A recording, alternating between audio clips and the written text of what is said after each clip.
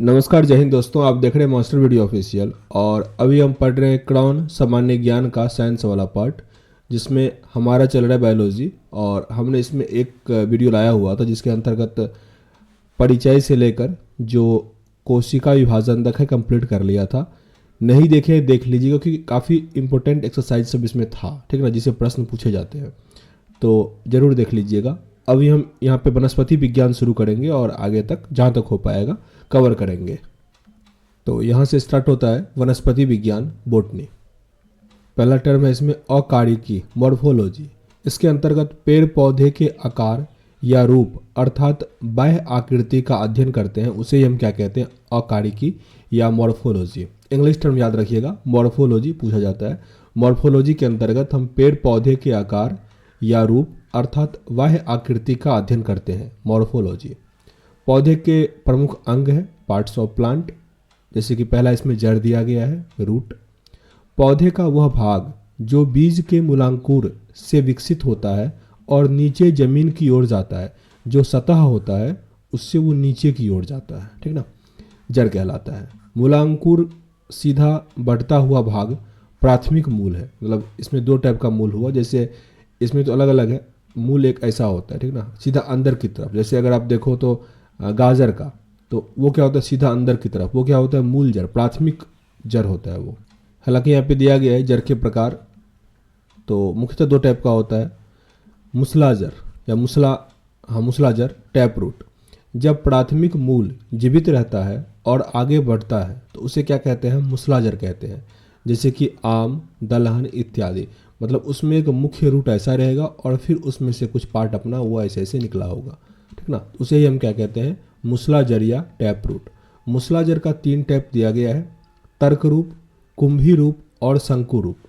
तर्क रूप यानी फूसी फॉर्म, कुंभी रूप यानी नेपी फॉर्म और शंकु रूप कोनिकल। फूसी फॉर्म का एग्जाम्पल है मूली, जो पूरा इस टाइप से होता है। कुंभी रूप सलजम, चुकुंदर, जो ऐसे फुला हुआ और फिर ऐसे टाइप का। और गाजर का भी मतलब ऐसा और फिर पतला पतला ऐसा निकला हुआ, ठीक ना। एग्जाम्पल थोड़ा याद रखिएगा, तर्क रूप वाले में मूली, कुंभी रूप वाले में सलजम, चुकुंदर, और जो शंकु रूप है गाजर, उसका एग्जाम्पल है। दूसरा है अपतस्थनिक जड़, ये जिसको फाइब्रियस रूट कहते हैं या एडवेंटियस रूट। मूलांकुर के अतिरिक्त पौधे के अन्य भागों से निकलने वाले जड़ अपस्थानिक जड़ कहलाते हैं, जैसे कि प्याज, धान, मक्का इत्यादि। इसमें क्या होता है कि ये सतह है, ऊपर प्लांट है, नीचे एक मूल रूट नहीं आएगा, नीचे अलग अलग ऐसे ऐसे हो जाएगा, ठीक ना, एक मूल नहीं आया इसमें। आगे है जड़ों का रूपांतरण। मूसला जड़ों का रूपांतरण मुख्यतः भोजन संग्रह के लिए किया जाता है तथा उपस्थानिक जड़ों का रूपांतरण भोजन संग्रह एवं यांत्रिक सहारा प्रदान करने के लिए होता है। जो मूल जड़ था वो भोजन का संग्रह करता है लेकिन सहारा कम प्रदान करता है, लेकिन जो अपतस्थनिक जड़ है वो भोजन का भी संग्रह करता है और यांत्रिक जो उसको सहारा होता है कि गिर ना जाए, उससे भी वो प्रदान करता है। अपस्थानिक जड़ का क्या सब काम है, तो पहला एक भोजन संग्रह का काम होता है और यांत्रिक सहारा। भोजन संग्रह में 3 टाइप इसमें दिया गया है, कंदिल यानी ट्यूबरोसिस, शकरकंद। दूसरा है पुलिकित, जिसका उदाहरण दिया गया है डहलिया। तीसरा है ग्रंथिल, जिसका उदाहरण है आम, हल्दी। जबकि यांत्रिक सहारा में एक होता है मूल स्तंभ और दूसरा होता है अस्तंभ मूल। स्तंभ मूल का एग्जाम्पल है बरगद और अवस्तंभ मूल का उदाहरण है गन्ना और मक्का। कुछ अन्य प्रकार की जड़ें दिया गया है, न्यूमोटोफोर। ये दलदली क्षेत्रों में पाया जाने वाला पौधे में श्वसन के लिए विशेष प्रकार की जड़ है, जैसे कि राइजोफोरा। न्यूमेटोफोरा का एग्जाम्पल हुआ राइजोफोरा। आगे है पर्णमूल यानी लीफ रूट्स। कुछ पौधे की पत्तियों से पतली उपस्थानीय जड़ें निकलती है जिसे पर्णमूल कहते हैं। इसका एग्जाम्पल अजूबा दिया गया, अजूबा, वैरोफाइलम। अधिपादप मूल एपिथेटिक रूट। ये जड़ें अधिपादप से निकलकर हवा में लटकी रहती है। इनमें बिलामेन उत्तक पाए जाते हैं, जैसे बरगद सब में या आर्किड सब में जो तना से निकला होता है हवा लेने के लिए, उसे हम क्या कहते हैं, वेलामेंट टिश्यू। वेलामेंट टिश्यू जो नमी अवशोषित करते हैं इसे वायवीय जर भी कहते हैं, वायवीय जर। चौथा दिया है परजीवी मूल। परजीवी मूल पैरासाइटिक रूट। परजीवी पौधे की जड़ें पोषी पौधों में प्रवेश कर उससे भोजन प्राप्त करती है, जैसे कि अमरवेल। अमरवेल। दूसरा पार्ट दिया गया है तना, स्टेम। पौधे का वह भाग जो बीज के प्रांकुर से विकसित होता है तना कहलाता है। यह जमीन के ऊपर रहता है, अर्थात गुरुत्वाकर्षण के विपरीत दिशा में प्रकाश की ओर बढ़ता है। तना के पार्व संधि जो नोड होता है एवं पर्व इंटरनोड उपस्थित होता है। तनों का रूपांतरण। तना सामान्य कार्य के अतिरिक्त विशेष कार्य करने के लिए रूपांतरित हो जाता है, जैसे तने का रूपांतरण। पहला इसमें दिया गया भूमिगत रूपांतरण, फिर सबका अलग अलग पार्ट है, जैसे भूमिगत रूपांतरण, भूतल रूपांतरण और आकाशीय रूपांतरण। तो भूमिगत रूपांतरण का दिया गया है यहाँ पे प्रकंद, जिसमें कि अदरक, हल्दी। धनकंद है जिसमें कि ओल और अरवी। सलकंद जिसमें कि प्याज और लहसुन। और फिर कंद है जिसका एग्जाम्पल है आलू। आगे बात करें भूतलीय रूपांतरण। भूतलीय रूपांतरण में ऊपरी भूस्तरीय जिसमें दूब, घास, ऑक्सालिस। अंतः भूस्तरीय में गुलदौदी, पुदीना। भूस्तरिका में जलकुंभी। भूस्तरी का एग्जाम्पल हुआ केला। आगे दिया आकाशीय रूपांतरण, जिसमें तना प्रतान है, जिसमें कद्दू, करेला एग्जाम्पल है। कंटक, बबूल और बेल। प्रनाभ जिसमें नागमणि। प्रनाभ पर्व, सतावार और रसकस। पत्रकनिका जिसका है डायोस्कोरिया। पत्रकनिका, डायोस्कोरिया। आगे पार्ट दिया गया है पत्ता, लीफ। पत्ती तनों के पर्व संधि से पार्श्व उपंगों से निकलने वाले पतली और चपटी रचना होती है। नोड मतलब वो हुआ जैसे एक तना हुआ और यहाँ से डंठल निकला, तो ये वाला पार्ट जो हुआ ये हुआ नोड। फिर यहाँ से पत्ती मान लो हो गया, ठीक ना, तो ये वाला पार्ट हुआ नोड, ठीक ना, ज्वाइंट को कहते हैं। आगे पत्तियाँ प्रकाश संश्लेषण, वाष्पोत्सर्जन एवं श्वसन में सहायक होती है। पत्तियाँ प्रकाश संश्लेषण, वाष्पोत्सर्जन एवं श्वसन में सहायक होती है। पत्तियों का रूपांतरण। विशेष कार्य को संपन्न करने के लिए पत्तियाँ निम्न प्रकार से रूपांतरित होती है। पत्ती का रूपांतरण। पर्णप्रतान, लिफ्ट, टेंड्रिल, मटर इसका एग्जाम्पल हुआ। पर्णववृत्त का ऑस्ट्रेलियन बबूल। घटपर्णी का कलश पौधा और कोषाकार का ब्लेडर बर्ड। कीटभक्षी पौधे, इंसेक्टिवोरस प्लांट, कीटों से नाइट्रोजन प्राप्त करते हैं, जैसे कि कलश पौधा जिसको पिचर प्लांट कहते हैं, या नेपानेथिस, यूट्रिकुलेरिया और कलश पौधा। हालांकि इसका पिचर प्लांट और ब्लेडर वर्ट ही याद रखिएगा क्योंकि इसी को हिंदी में लिख देता है। आगे पुष्प यानी फ्लावर। पुष्प का अध्ययन को एंथोलॉजी कहते हैं। फूलों के अध्ययन को एंथोलॉजी कहते हैं। पुष्प द्वारा आवृत बीजी पौधे में लैंगिक जनन का कार्य संपन्न होता है। पुष्प के भाग। पुष्प के निम्न भाग होते हैं, इसको अच्छे से रट के पढ़ लेना है क्योंकि पूछा जाता है पाठ का नाम। पुष्पवृंत, पेडिकल। पुष्पदर लगे डंठल को कहते हैं। इसकी चोटी बढ़कर पुष्पासन बनाती है जिससे सभी पुष्पी अंग जुड़े होते हैं। दूसरा है बाह्यदल पुंज, कैलेक्स। इसकी इकाई बाह्यदल पत्र यानी सेपल्स है। यह पुष्प का बाहरी चक्र और हरे रंग का होता है, जैसे नीचे वाला पार्ट जो होता है ना वो जिससे फूल निकला होता है वो हरे रंग का होता है। आगे दलपुंज, करोला। इसकी इकाई दलपत्र है, पेटल्स है। यह पुष्प का दूसरा चक्र है जो कि रंगीन होता है। यह परागकण यानी पॉलिनेशन के लिए कीटों को आकर्षित करता है। पॉलिनेशन के लिए कीटों को आकर्षित कौन करता है? दलपुंज, कोरोला। आगे पुमंग, एड्रिनोकियम। यह पुष्प का तीसरा चक्र है जो दलपुंज से ढका रहता है। यह नर जननांग है जिसकी इकाई पुंकेसर यानी एस्टामेन है। पुंकेसर परागकोश और पुतंतु यानी फिलामेंट से मिलकर बना होता है। परागकोश में परागकण पाए जाते हैं, पॉलन ग्रेन इसमें पाया जाता है। आगे जाइनोसियम। पुष्प के केंद्र में मादा जननांग होता है जिसकी जिसकी इकाई अंडप यानी कैरपल है। प्रत्येक अंडप के 3 भाग होते हैं, वर्तिकाग्र यानी स्टिग्मा, वर्तिका स्टेली और अंडाशय यानी ओवेरी। अंडाशय में बीजांड यानी ओवेल्यू पाया जाता है। आगे दिया गया है परागकण पॉलिनेशन।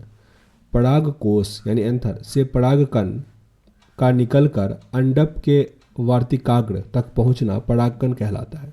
परागकण के प्रकार दिया गया है। पहला इसमें है सेल्फ पॉलिनेशन यानी स्व परागकण।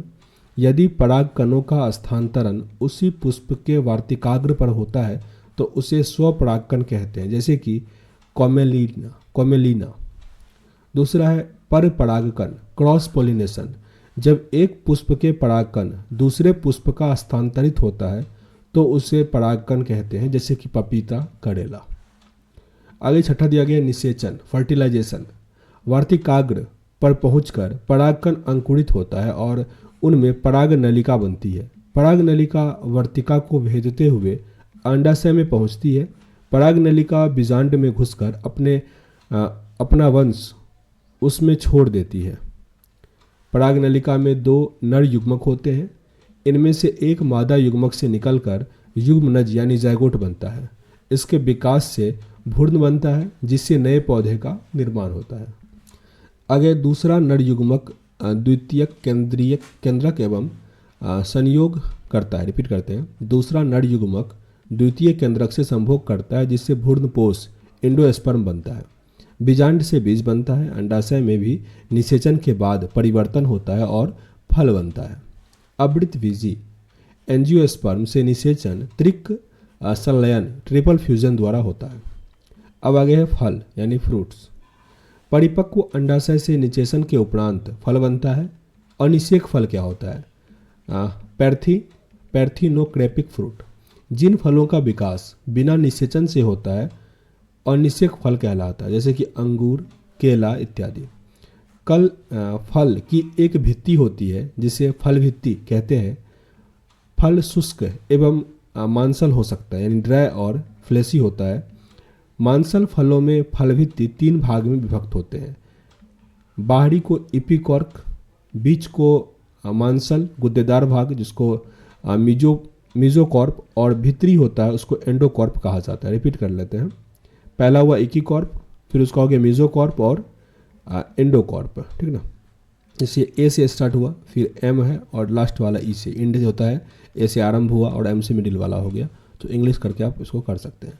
नारियल में मध्य भित्ति मेसोकॉर्प रेशेदार होता है। यहाँ पे फल का जो वर्गीकरण है वो दिया गया। इसमें पहला है साधारण फल सिंपल फ्रूट, जिसमें कि आम, जामुन, अनार आदि है। पुंज फल यानी एरेगेट फ्रूट, शरीफा, रसभरी। उसके बाद दिया गया है संग्रहशील फल यानी मल्टीपल ऑफ कंपोजिट फ्रूट, कटहल, सहतूत, पीपल आदि।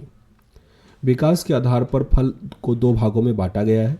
सत्य फल यानी ट्रू फ्रूट, जिन फलों का विकास अंडाशय से होता है, जैसे कि आम, नारियल, केला आदि, ये सब क्या हुआ? सत्य फल हुआ। और दूसरा है असत्य फल फॉल्स फ्रूट, जिन फलों का विकास अंडाशय को छोड़कर पुष्प के किसी अन्य भाग से होता है, जैसे कि सेब, नाशपाती आदि, ये हुआ असत्य फल। फल और उसके खाने योग्य भाग, जिसमें कि गेहूं, मक्का, ये भ्रूणपोष। गेहूं, मक्का भ्रूणपोष एंडोस्पर्म। आम का हम मध्य फल भित्ति खाते हैं क्योंकि अंदर में गुठली और ऊपर से छिलका, बीच वाला पार्ट खाते हैं। सेब, नाशपाती इसका पुष्पासन खाते हैं, थैलामस। सहतूत परिदल पुंज खाते हैं, परिदल पुंज। कटहल का भी परिदल पुंज खाते हैं और बीज भी खाते हैं। अनार का बीज का बाहरी आवरण, बीज का बाहरी आवरण टेस्टा कहते हैं। केला का मध्य और अंतःभित्ति।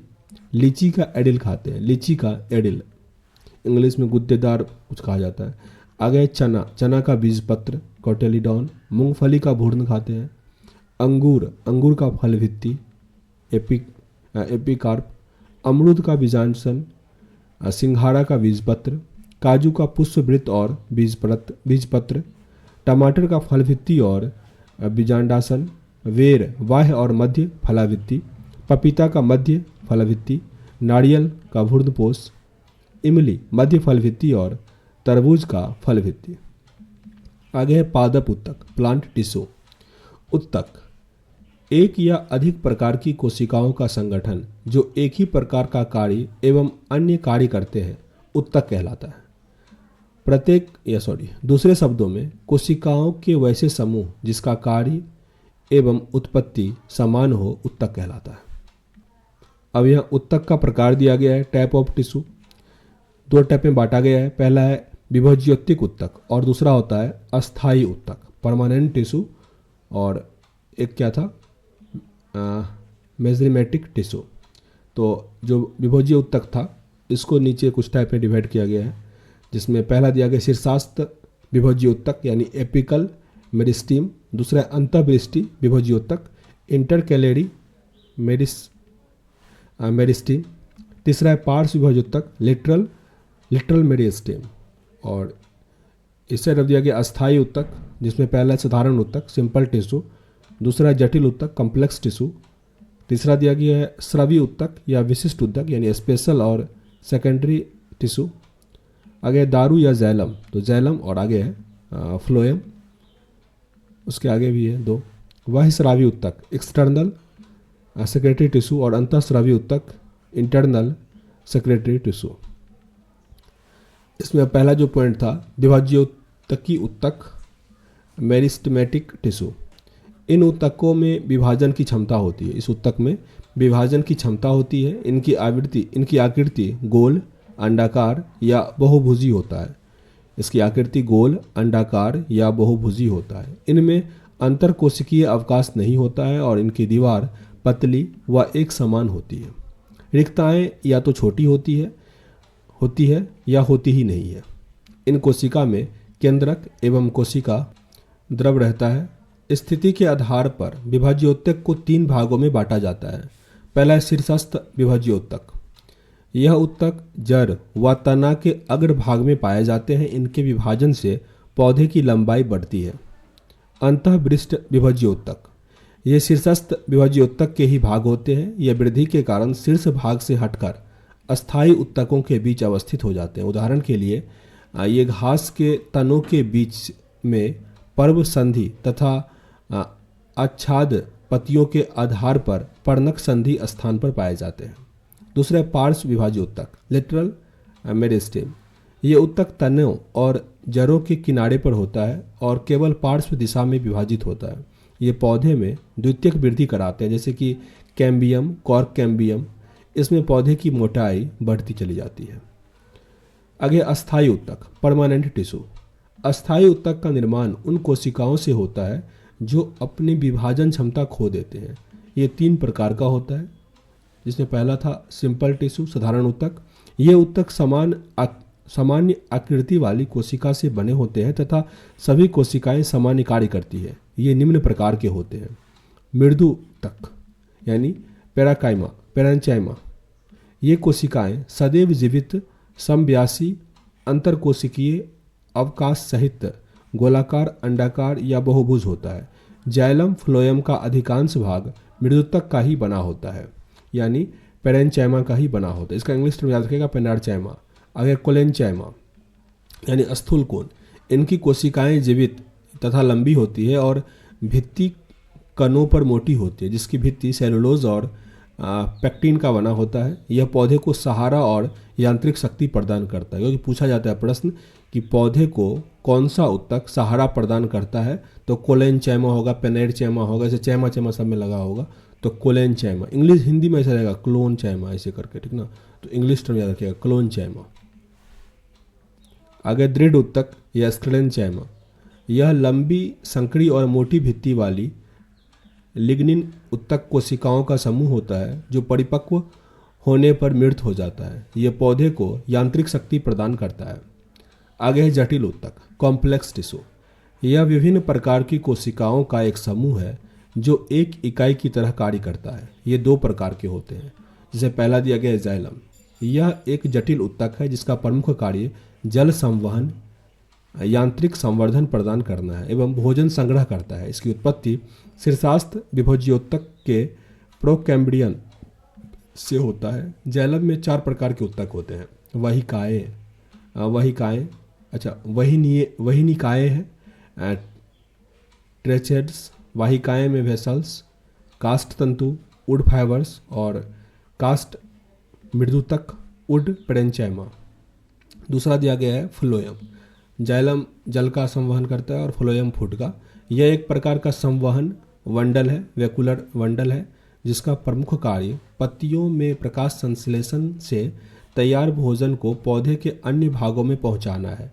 यह निम्न उत्तकों का बना होता है: चालनी नलिकाएं, समकोशिकाएं, फ्लोएम मृदुतक और डी में है फ्लोएम तंतु। स्रावी उत्तक। ये उत्तक विभिन्न प्रकार के पदार्थों का रिसाव करते हैं। ये कई प्रकार के कोशिकाओं के बने होते हैं, जो दो प्रकार के हैं। वह स्रावी उत्तक तेल ग्रंथि यानी ऑयल ग्लैंड्स जैसे कि एट्रोपा, मकरंद यानी नेक्टर जैसे कि यूफोरबिया, हाइडाथोडस जैसे कि टमाटर, जौ। दूसरा दिया गया अंतःस्रावी उत्तक। अंतःस्रावी उत्तक लेटेक्स वाहिकाएं जैसे कि पोस्टा, पपीता। अगर दिया रेजिन वाहिनी जैसे कि पाइकस है। म्यूसिलेज वाहिनी, इसका उदाहरण साइकस है। अब है रंध्र, स्टोमाटा। पत्तियों की बाह्य त्वचा में अति सूक्ष्म छिद्र होते हैं जिन्हें रंध्र कहते हैं। ये द्वार कोशिकाएं या रक्षक कोशिकाएं से घिरे होते हैं। रक्षक कोशिकाओं से ये घिरा होता है। द्वार कोशिका और आसपास की बाह्य त्वचा कोशिकाएं मिलकर रंध्र समूह बनाती है, जिसका कार्य दिया गया है रंध्र वाष्पोत्सर्जन में सहायक है। यह रंध्र वाष्पोत्सर्जन में सहायक है। यह वायुमंडल एवं पौधे के बीच गैसों के आदान प्रदान में भी सहायक है। अब है पौधे की आयु। जिन स्थानों पर जलवायु में काफ़ी अंतर होता है वहाँ कैम्बियम की सक्रियता वर्ष भर समान नहीं होती है। वसंत ऋतु में पौधे में अधिक वृद्धि होती है। जाइलम वाहिकाएं अत्यधिक चौड़ी होती है, लेकिन ग्रीष्म ऋतु में जाइलम वाहिकाएं कम चौड़ी होती है। इस असमान वृद्धि के कारण संकेंद्री वलय बनाते हैं, जिन्हें वृद्धि वलय यानी ग्रोथ रिंग और वार्षिक वलय कहा जाता है। ये एक साल में एक बार बनता है। इन वार्षिक वलयों को गिनकर पौधे की आयु का अनुमान लगाया जाता है। पूछा जाता है, मैंने गलती क्या इसलिए बता रहा हूँ कि 10 वलय रिंग है तो पेड़ की आयु कितनी होगी? 10 वर्ष ही होगा। मैं कम कर दिया था, मतलब प्रश्न ये था कि 50 रिंग है तो पेड़ की आयु कितनी होगी, मैं 25 पे टिक कर दिया, क्योंकि एग्जैक्ट तो होगा नहीं। सोचे थे ऐसा ही कि 2 साल में एक बार बनता होगा, ऐसा नहीं है, हर साल एक बनता है, ठीक ना। पादप कार्य की, मतलब कभी कभी एक्स्ट्रा दिमाग ना हार्म कर जाता है। पादप कार्य की प्लांट फिजियोलॉजी। प्रकाश संश्लेषण दिया गया, फोटोसिंथेसिस। प्रकाश संश्लेषण क्लोरोफिल वर्णक युक्त हरे पौधे सूर्य प्रकाश की उपस्थिति में मृदा से जल तथा वायुमंडल से कार्बन डाइऑक्साइड लेकर कार्बोहाइड्रेट का संश्लेषण करते हैं तथा इसमें ऑक्सीजन उत्पोदित के रूप में बाहर निकलता है। इस क्रिया को प्रकाश संश्लेषण कहते हैं। यहाँ पे दिया गया है कि 6CO2 + 12H2O, ये सूर्य का प्रकाश और क्लोरोफिल की उपस्थिति में C6H12O6 और 6H2O और 6O2 बनाता है। इसमें ग्लूकोज का फार्मूला थोड़ा याद रखिएगा, C6H12O6 होता है, अलग से ही पूछा जाता है ग्लूकोज का फार्मूला, तो C6H12O6। प्रकाश संश्लेषण में निकलने वाली ऑक्सीजन पौधे की जड़ों द्वारा अवशोषित जल से प्राप्त होती है। ऑक्सीजन जो निकलता है वो जड़ के द्वारा जो जल अवशोषित होता है वहाँ से निकलता है। क्लोरोफिल दृश्य स्पेक्ट्रम के सभी रंगों का समान रूप से अवशोषण नहीं करता। यह मुख्यतः लाल एवं नीले रंगों का अवशोषण करता है और हरे रंग को परिवर्तित करता है। इस कारण पत्तियां हरी दिखाई देती है। स्थलीय पौधे एवं लाल तरंगदैर्घ्य वाली किरण सबसे अधिक उपयोगी होती है। प्रकाश संश्लेषण के लिए लाल तरंगदैर्घ्य सबसे अच्छा होगा तथा समुद्र में नीली किरणें सबसे अधिक अंतर्वेदी होती है। प्रकाश संश्लेषण की क्रिया बैंगनी रंग में सबसे कम होता है। जिसका तरंगदैर्घ्य सबसे अधिक वो सबसे अच्छा, जिसका सबसे कम वो सबसे खराब। प्रकाश संश्लेषण का स्थान। प्रकाश संश्लेषण की क्रिया हरित लवक यानी क्लोरोप्लास्ट में होता है। यह प्रकाश ऊर्जा को रासायनिक ऊर्जा में बदलने की प्रक्रिया से शुरुआत होता है। प्रकाश संश्लेषण में प्रकाश ऊर्जा जो है रासायनिक ऊर्जा में बदलता है। आगे पर्ण हरित यानी क्लोरोफिल।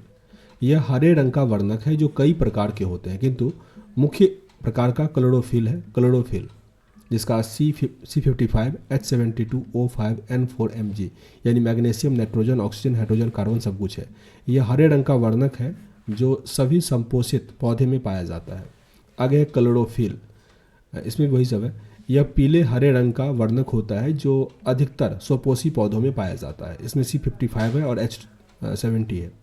क्लोरोफिल में मैग्नीशियम धातु उपस्थित, ये बहुत इंपॉर्टेंट है। क्लोरोफिल में मैग्नीशियम धातु उपस्थित होता है, मैग्नीशियम होता है, लोहा नहीं होता इसमें। अन्य वर्णक में दिया है कैरोटीन, C40 और H56 यह लाल रंग का वर्णक है। कैरोटीन लाल रंग का, जैसे गाजर होता है लाल, तो इसमें कैरोटीन पाया जाता है, टमाटर में कैरोटीन पाया जाता है। आगे जेंथोफिल C50 H56O2 यह पीले रंग का वर्णक है। पीला रंग होता है जेंथोफिल के कारण। जेंथोफिल प्रकाश संश्लेषण की क्रिया, इसकी दो अवधारणाएं हैं। पहला है प्रकाश अभिक्रिया और दूसरा है अदीप्त अभिक्रिया। तो पहला है प्रकाश अभिक्रिया, लाइट रिएक्शन। इसे प्रकाश रासायनिक अभिक्रिया यानी फोटोकेमिकल रिएक्शन या हिल अभिक्रिया भी कहते हैं। यह अभिक्रिया हरित लवण में उपस्थित ग्रेना में संपन्न होता है। हरित लवक में उपस्थित ग्रेना में संपन्न होता है। प्रकाश अभिक्रिया में निम्न क्रियाएं होती है। पहला है प्रकाश के फोटोन द्वारा क्लोरोफिल के इलेक्ट्रॉन का उत्तेजन होना। प्रकाश के फोटोन द्वारा क्लोरोफिल के इलेक्ट्रॉन का उत्तेजन होना। जल का अपघटन या फोटोलिसिस। तीसरा है ऑक्सीजन का उत्पादन के रूप में बाहर निकलना। NADP निकोटेमाइड एडिनाइन डिक्लोराइड फॉस्फेट हाइड्रोजन ग्रही के अपचयन द्वारा NADPH2 का बनना। आगे ADP एडिनोसाइन डिफोसेट और P फॉस्फोट के संयोजन से ATP एडिनोसाइन ट्रिफॉस्फेट का बनना। दूसरा है अदीप्त अभिक्रिया। अदीप्त अभिक्रिया डार्क रिएक्शन। इसे जैव रासायनिक अभिक्रिया या ब्लैकमैन अभिक्रिया भी कहते हैं। इसे जैव रासायनिक अभिक्रिया या ब्लैकमैन अभिक्रिया भी कहते हैं। इसे अप्रकाशिकी अभिक्रिया इसलिए कहते हैं क्योंकि प्रकाश के होने या ना होने का इस पर कोई प्रभाव नहीं पड़ता है। यह अभिक्रिया क्लोरोप्लास्ट के स्ट्रोमा में संपन्न होता है। क्लोरोप्लास्ट के स्ट्रोमा में संपन्न होता है। प्रकाश अभिक्रिया के उत्पादों ATP एवं NADPH2 का उत्पादित अभिक्रिया के दौरान कार्बन डाइऑक्साइड को शर्करा में उपचित करने में उपयोग हो जाता है। अदीप्त अभिक्रिया के प्रथम उत्पाद के आधार पर पादपों को दो प्रकार में वर्गीकृत किया गया है। C3 पादप। इसका पहला उत्पाद कार्बन यौगिक फॉस्फोग्लिसरिक एसिड यह काल्विक चक्र द्वारा बनता है, कैल्विन चक्र के द्वारा बनता है, कैल्विन चक्र। C4 पादप। इसका पहला उत्पाद है 4 कार्बन यौगिक ऑक्जेलो एसिटिक एसिड यह H और स्लेक चक्र द्वारा बनता है। आगे पादप हार्मोन, प्लांट हार्मोन वे कार्बनिक पदार्थ हैं जो अल्प मात्रा में जीवों में वृद्धि एवं उपापचयी क्रियाओं के लिए आवश्यक होते हैं। पौधे में इन्हें वृद्धि नियंत्रक यानी ग्रोथ रेगुलेटर, फाइटो हार्मोन, वृद्धि हार्मोन आदि नामों से भी जाना जाता है। प्रमुख जो हार्मोन है पादप हार्मोन, ऑक्जीन्स। याद रखिएगा पादप हार्मोन कौन सा है और जीव वाला एनिमल हार्मोन कौन सा है, तो ये सब पादप हार्मोन है। ऑक्जीन्स यह प्रमुख पादप हार्मोन है जो सर्वप्रथम घास के पौधे में पाया गया था। पौधे में पाए जाने वाले ऑक्जीन्स में इंडोल एसिटिक एसिड एवं नेफ्थेलीन एसिटिक एसिड मुख्यतः पाया जाता है। इसका मुख्य कार्य क्या है? ऑक्जीन कोशिका दीर्घन, फल परिवर्धन एवं शीर्ष प्रभुत्व के लिए यह उत्तरदायी होता है। ये कलमों में मूलोत्पत्ति, अनानास में पुष्पासन को बढ़ावा और कालपूर्व फलों के गिरने और कली अंकुरण को रोकता है। मतलब जो फल गिर जाता है, जल्दी से टूट जाता है, दवाई देते हैं, यही होता है। कुछ संश्लेषित ऑक्जीन्स जैसे कि 2,4-D या 2,4,5-T खरपतवार को मारने का कार्य करता है और इसका उपयोग कृषि में होता है। दूसरा है जिब्रेलिन्स। इस वर्ग के हार्मोन की खोज जापानी वैज्ञानिक कुरासावा ने किया था। धान के खेत में उन्होंने कुछ लंबे एवं पतले पौधे को देखा और इन बीमारी को बकाने रोग या मूर्ख नवोदृत रोग कहा। यह कवक जिब्रेला फ्यूजिकुराई, जिसे अब फ्यूजेरियम कहा जाता है, का संक्रमण था। इसका मुख्य कार्य यह आनुवांशिक रूप से छोटे पौधे और रेजेट पादपों के दीर्घकारण में सहायक होता है। यह पशुप्ति को दूर करने और बीजों के अंकुरन में और निषेक फलन में तथा शीतोपचार में प्रतिस्थापन में सहायक होता है। यह लिंग अभिव्यक्ति, फल परिवर्धन, एंजाइम संश्लेषण, पुष्पन, पुंजननता एवं विकास आदि का भी नियंत्रण करता है। आगे साइटोकाइनिन यह हार्मोन की खोज मिलर ने की थी। लिथाम ने इसे साइटोकाइनिन कहा। साइटोकाइनिन इसका मुख्य कार्य यह ऑक्जिन की सहायता से कोशिका विभाजन एवं कोशिका द्रव्य विभाजन में सहायक होता है। यह जिनार्ता में विलंब, प्रसुप्ति को दूर एवं पुष्पन का समारंभ भी करता है। साइटोकाइनिन शीर्ष प्रमुखता का विरोध करता है एवं रंध्र खुलने को बढ़ावा देता है। एब्सिसिक एसिड एडिकोट एवं सहयोगियों ने कपास में इस हार्मोन को खोज किया था। यह अन्य हार्मोन के विपरीत सभी परिवर्धन क्रियाओं का निरोधक है, इसीलिए इसे वृद्धि संबंधक भी कहते हैं। इसे एस्ट्रोस हार्मोन भी कहते हैं क्योंकि यह सूखे, जलाक्रांति आदि प्रतिकूल परिस्थितियों में उत्पन्न होता है। अगला मुख्य कार्य, यह बीज प्रसुप्ति एवं रंध्री बंध को प्रेरित करता है। यह पत्तियों, फलों एवं फूलों में विलगन को प्रोत्साहित करता है, विलगन को।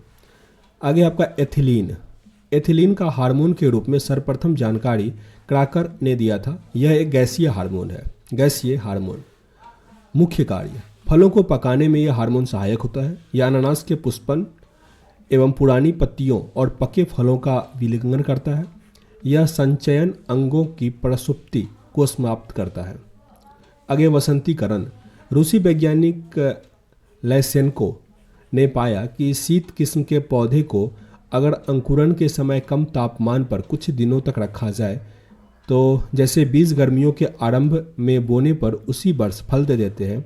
कम तापमान आधारित पुष्पान की इस क्रिया को वसंतीकरण कहते हैं। आगे है पादप रोग के अध्ययन को विज्ञान में पादप रोग विज्ञान यानी प्लांट पैथोलॉजी कहते हैं या फाइटोपैथोलॉजी कहते हैं। पौधे में रोग के कई कारण होते हैं, जैसे जीवाणु, कवक, विषाणु, माइकोप्लाज्मा, सूत्रकृमि आदि। परजीवी जो रोग का कारक है रोगजनक कहलाता है और रोगग्रस्त पादप परजीवी को पोषण देता है, इसीलिए उसे परपोषी कहते हैं, होस्ट कहते हैं। प्रमुख रोग दिया गया है, जीवाणु से जो रोग होता है, नींबू का क्रेटर, ये जीवाणु का नाम दिया गया है। स्टेप फोकस कीजिएगा, जीवाणु से जो कौन कौन सा रोग होता है हम ये भी पढ़ेंगे। जीवाणु में कैंकर ये होता है स्यूडोमोनस साइट्राइसे। आलू का विल्ट जीवाणु से ही होता है, स्यूडोमोनस सेलेनेसियरम। गेहूं में बिलगन या डुंड रोग, ये कैरिनेबैक्टीरियम ट्रेटिसाई से होता है। धान का अंगमारी रोग जेंथोमोनस ओडाइजी से, और गन्ने का लालधरी रोग स्यूडोमोनस रुब्रीलियनेंस से होता है। आगे कवक जनित रोग, क्रूसीफर का मृदु रोमिल मिल्डियो ये होता है पेरानोस्फोरा पेरासिडिका से। धान बंट टेलेसिया बार्कलेयाना से। गेहूं का अनावृत कंड ऑस्टिलागो ट्रेटिसाई। गेहूं का करनाल बंट टिलेसिया इंडिका। गेहूं का भूरा कीट पॉक्सीनिया रेकेंडिटा। गेहूं का काला कीट पॉक्सीनिया ग्रेमिनिस ट्रेटिसाई। गेहूं का चूर्णिल एरिसैकी ग्रेमिनिस। क्रूसीफर का सफ़ेद कीट रोग ये होता है एल्ब्यूगो कैडिंटा से। गन्ने का लाल विगलन कैलोट्रोटाइकम। मूंगफली का टीका रोग सर्कोस्फोरा एरेकिडिकोला। आलू का अगोती अंगमारी आर्टनेरेडिया सोलेनी। कपास का मलानी ये होता है फ्यूजेरियम ऑक्सीस्पोरम। आलू का पछेती अंगमारी फाइटोपथोरा इन्फेस्टेंस। कॉफ़ी किट हेमिलिया वास्टेक्ट्रक्स। बाजरे का आर्गट ये होता है क्लेविसेप्स स्वीफोर्निस से। अब है विषाणु जनित रोग, गाजर लाल पत्ती विषाणु। तंबाकू का मोजेक, ये तंबाकू मोजेक वायरस। आलू पर्ण वेलन सेलेनम वायरस 14। केला का गुच्छित चूर रोग, ये केला वायरस। आलू का मोजेक आलू वायरस। कवक द्रव्य माइकोप्लाज्मा जनित रोग। पपीता का गुच्छित चूर रोग, ये कवक द्रव्य। आलू का गुच्ची सम, ये सब कवक द्रव्य से ही है, तो डिजीज का नाम बस पढ़ लेते हैं। पपीता का गुच्छित चूर रोग, आलू का चुरसीसम रोग, मूंगफली का कुर्चीसम, शंकरकंदी का छोटी पत्ती रोग। आगे सूत्रकृमि जनित रोग, निमेटोड। दिया गया सिट्रस डैवेक ये होता है टिलेंकुलस सेमीपेनिट्रेंस। सब्जियों का मूल गांठ रोग मेलाइडोगाइन एरिनेरिया। गेहूं का कर्ण कैक्कल रोग एगविना ट्रिटिसाई। फिर है खनिज पोषण। पौधे को अपनी वृद्धि एवं विकास के लिए भोज्य पदार्थों के अलावा खनिज पदार्थों की भी आवश्यकता होती है। पौधे की वृद्धि के लिए 17 आवश्यक तत्वों की आवश्यकता होती है। पादप पोषकों को 2 वर्गों में बांटा जा सकता है। पहला है बृहद पोषक और दूसरा है सूक्ष्म पोषक। बृहद यानी मैक्रो पोषक carbon, oxygen, hydrogen, nitrogen, phosphorus, potassium, calcium, magnesium और सल्फर। और सूक्ष्म पोषण जो मैक्रो न्यूट्रिएंट्स है लोहा, तांबा, जस्ता, मैग्नीज, बोरॉन, मेलिवलेडियम, निकेल और क्लोरीन। आगे यहाँ लिस्ट दिया गया है कि जो खनिज तत्व होते हैं उसके कार्य और उसके कमी के लक्षण। तो पहला है फास्फोरस। इसका कार्य क्या है? कोशिका झिल्ली, एटीपी, एडीपी, कुछ प्रोटीन, सभी न्यूक्लिक एसिड का घटक होता है। सभी फॉस्फेटीकरण अभिक्रियाओं में आवश्यक होता है। जड़ की वृद्धि एवं बीज निर्माण में आवश्यक होता है फॉस्फोरस। इसकी कमी से जड़ों की स्तंभित वृद्धि होती है। अब है पोटासियम। पोटासियम का क्या होता है? कोशिका में ऋणायन धनायन के बीच संतुलन बनाना, प्रोटीन संश्लेषण, रंध्रों के खुलने बंद होने में सहायक, कोशिका विभाजन, क्लोरोफिल का विकास एवं प्रगम्यता के नियंत्रण में सहायक होता है। इससे कमी से क्या होगा? पत्तों के किनारे का पीला एवं भूरा होना उत्तक्ष है। अगर ऐसा होता है तो उसमें क्या होता? पोटासियम देना होगा। आगे है नाइट्रोजन। प्रोटीन, जीव द्रव्य, न्यूक्लिक एसिड जिसमें कि आरएनए, डीएनए आदि के निर्माण में सहायक होता है। इसकी कमी से हाड़ी माहीनता, स्तंभित वृद्धि, पुष्पन में देरी। अब है कैल्शियम। कोशिका विभाजन के दौरान कोशिका भित्ति के निर्माण में सहायक, माइटोटिक तुर्क के निर्माण में सहायक होता है। कोशिका झिल्ली के सामान्य कार्यों से संबंध एवं हाइड्रोकार्बन के स्थानांतरण के लिए उपयोगी होता है। इसकी कमी से पौधों की स्तंभित वृद्धि, जो स्टेन ग्रोथ जो होता है वो रुक जाता है। अब है मैग्नीशियम। आगे श्वसन एवं प्रकाश संश्लेषण के एंजाइमों को हरिमाहीनता सक्रिय करना, न्यूक्लिक एसिड के संश्लेषण उत्तक्षय में भाग लेना। आगे क्लोरोफिल के प्रमुख घटक एवं प्रोटीन संश्लेषण के समय राइबोसोम की इकाइयों को बांधने में सहायक होता है। आगे सल्फर। कई कोएंजाइम, विटामिन एवं फोरेडॉक्सिन का मुख्य घटक सल्फर 2 अमीनो एसिड सिस्टीन और मिथियोनिन में पाया जाता है। इसकी कमी से हरिमाहीनता होता है। लोहा। इलेक्ट्रॉन संवहन, साइटोक्रोम एवं फेरेडॉक्सिन का मुख्य घटक है। इससे भी हरिमाहीता ही होता है।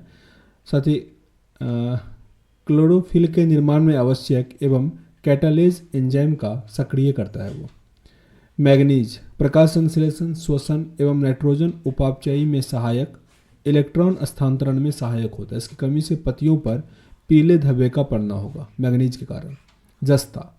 कार्बोक्लिसेज एंजाइम के उत्प्रेषण करना एवं ऑक्सीजन एवं प्रोटीन के संश्लेषण में मदद करना। इसकी कमी से स्तंभित वृद्धि, मतलब यह वृद्धि रुक जाएगा, एवं अंतरशिरीय हरिमाहीनता। अब है तांबा। श्वसन में साइटोक्रोम ऑक्सीडेज की क्रियाशीलता के लिए आवश्यक, प्रकाश संश्लेषण के समय इलेक्ट्रॉन संश्लेषण में सहायक। इसकी कमी से स्तंभों का डैवेक उत्कक्षीय होता है। बोरॉन। कैल्शियम के उदग्रहण, झिल्ली की क्रियाशीलता, कोशिका वर्धन एवं विभेदन, पुष्पन, फलन, पराग में अंकुरण, उपापचयन आदि में सहायक होता है। पुष्पन में कमी, जड़ों के विकास में कमी। आगे मालिविडेनम। नाइट्रोजनन द्वारा नाइट्रोजन स्थिरीकरण में सहायक होता है, वृद्धि की दर में कमी होता है। क्लोरीन। कोशिका के विलय की सांद्रता निर्धारित करना, प्रकाश संश्लेषण में जल विखंडन में आवश्यक। इससे हरिमाहीनता होता है। अब है पादप एवं मानव कल्याण। पादप न सिर्फ मानव के लिए बल्कि सभी प्राणियों के लिए जरूरी है। लगभग सारे पादप किसी न किसी प्रकार से उपयोगी है। यहाँ पे नाम है पादप का, इसका बोटनिकल नाम यानी वैज्ञानिक नाम, किस कुल से आता है वो, और कौन सा पार्ट उसका हम खाते हैं ये भी दिया गया है। गेहूँ, तो गेहूँ, चावल, मक्का सबका बीजी है। गेहूँ का होता है ट्रिटिकम सेटाइवम, ये पोएसी यानी ग्रोमिनी कुल से आता है। चावल का ओराइजा स्टेइवा, ये भी ग्रोमिनी है। मक्का जियामेज ग्रेमिनी, रिपीट कर लेते हैं इसको। गेहूं का ट्रिटिकम स्टाइवम, चावल का ओराइजा स्टाइवा, मक्का का जियामेज। जौ का, ये सारा इसमें जो था वो ग्रामीणी है और सबका हम बिजी खा रहे हैं इधर। तो जौ का हार्डियम बालगेर, राई का सिकेल सीरियाले। अब मिलेट्स में आता है ज्वार बाजरा रागी। ज्वार का होता है सोरघम बलगेर। बाजरा का पेनिसिटम। रागी का एल्यूसिन कोडाकाना। अब दलहन है। दलहन में सब किस कुल से आता है? तो लेग्यूमिनोसी। चना का होता है साइसर एरिटिनम। अरहर केजेनस कजन। उड़द फेजियोलस मूंगो। मटर पाइकस स्टाइवम। मूंग का होता है फेजियोलियस ऑरियस। अब है तेल उत्पादक पदार्थ। मूंगफली एरेकिस हाइपोजिया। सरसों ब्रेसिका कैप्टिट्रिस। सोयाबीन ग्लाइसिन मेस्क। तिल का सेसेमम इंडिकम। नारियल का कोकोस न्यूसीफेरा। सरकरा देने वाले पौधे गन्ना का सेकेरम ऑफिसियनेरम, ये भी ग्रामीणी कुल का ही है। इसमें कायिक प्रबंधन डाली कलमों द्वारा होता है। चुकंदर बीटा वेलगेरिस चिनोपोडिएसी, सरकरा जड़ों में एकत्रित होता है चुकंदर में। अब आगे मसाला है। काली मिर्च का पाइपर निगडम पाइपरेसी, और ये कस्टिल बेल का फल। दालचीनी सिनामोमस बेरम लॉरेसी, छाल से प्राप्त होता है। लौंग सिजगियम एरोमेटिकम मिर्टेसी, ये सूखी बंद कली। इलायची का होता है एलिटेरिया। निंजी बड़ेसी, फल और बीज। हल्दी का कुर्क्यूमा लौंगा। जिंजी बड़ेसी, प्रकंद खाते हैं इसका। अदरक का भी प्रकंद ही खाते हैं। इसका बोटनिकल नेम जिंजीबर ऑफिसियनेल, जिंजी बड़ेसी कुल का है।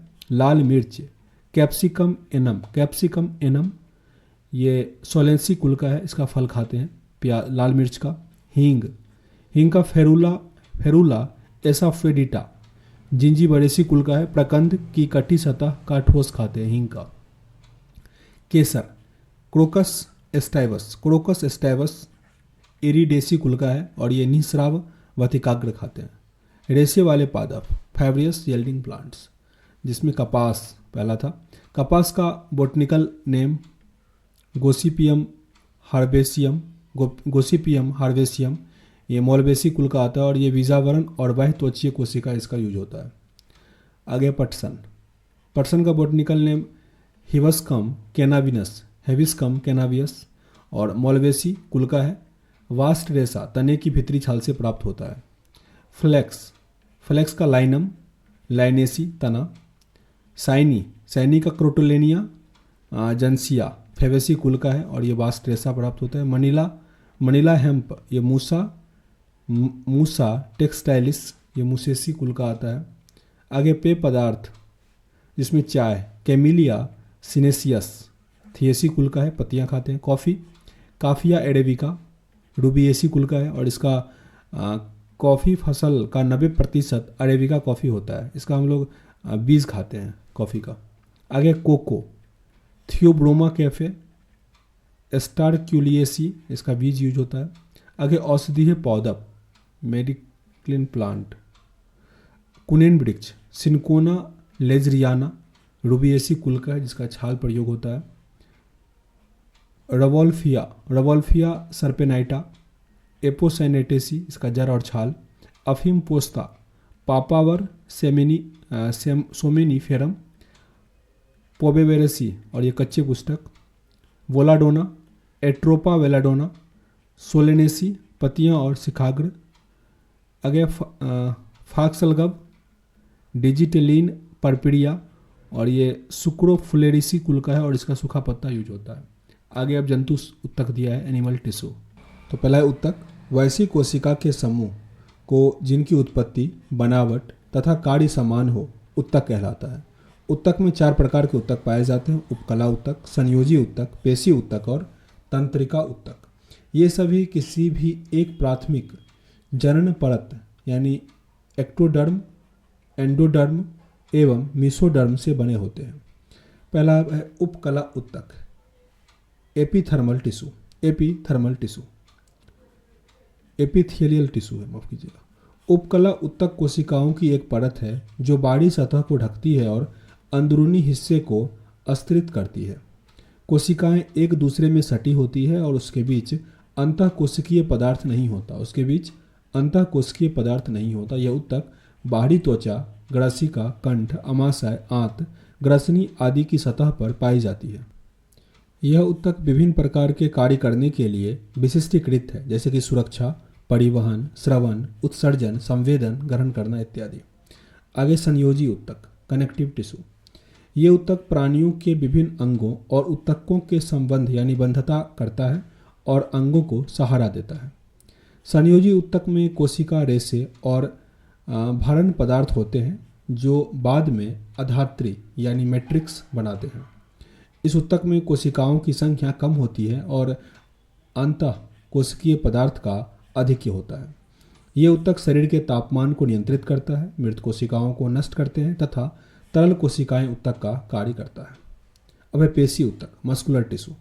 शरीर और खोखले अंगों का मांस इन ऊतकों से बनता है। प्रचलन तथा विभिन्न प्रकार की गतियों के लिए पेशी ऊतक की आवश्यकता होती है। पेशी ऊतक पेशी कोशिकाओं से बनता है। पेशी 3 प्रकार का होता है।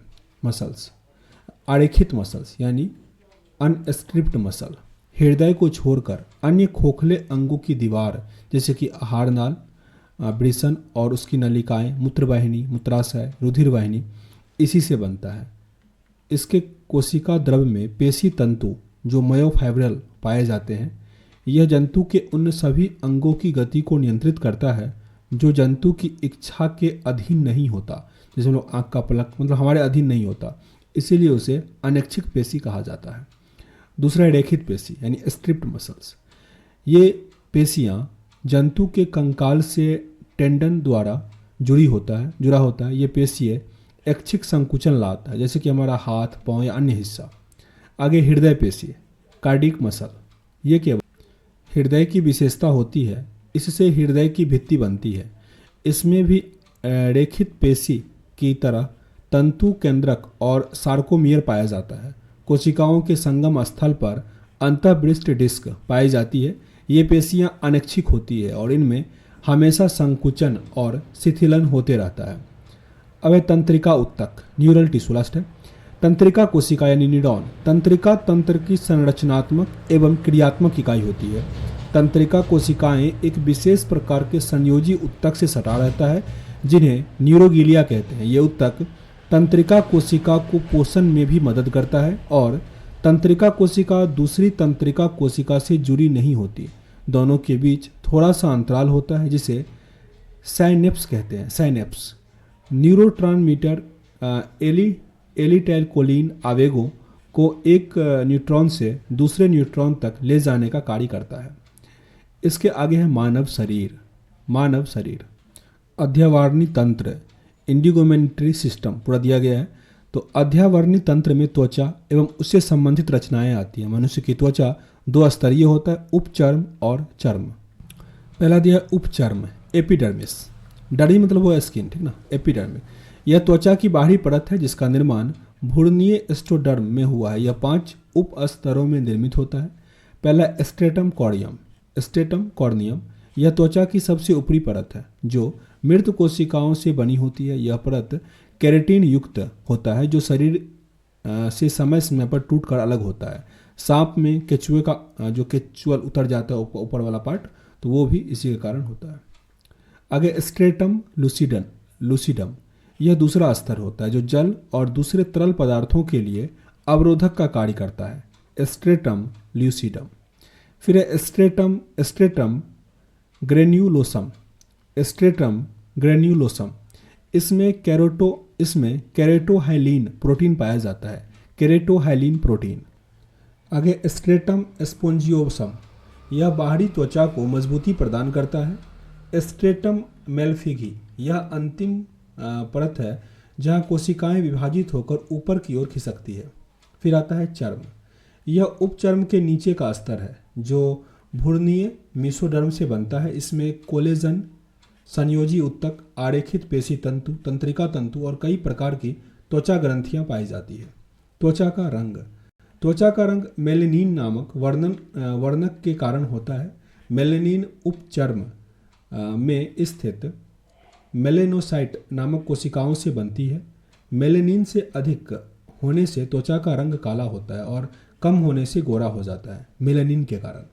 गर्म प्रदेशों में रहने वाले लोगों में मेलेनिन अधिक पाया जाता है क्योंकि वह ताप को रोकता है। खुली धूप में रहने वाले अधिक मेलेनिन का निर्माण होता है, इसके कारण वो क्या होते हैं, काले हो जाते हैं। आगे हमारा एक्सरसाइज है कंकाल तंत्र एवं मांसपेशियाँ, स्केलेटल सिस्टम एवं मसल्स।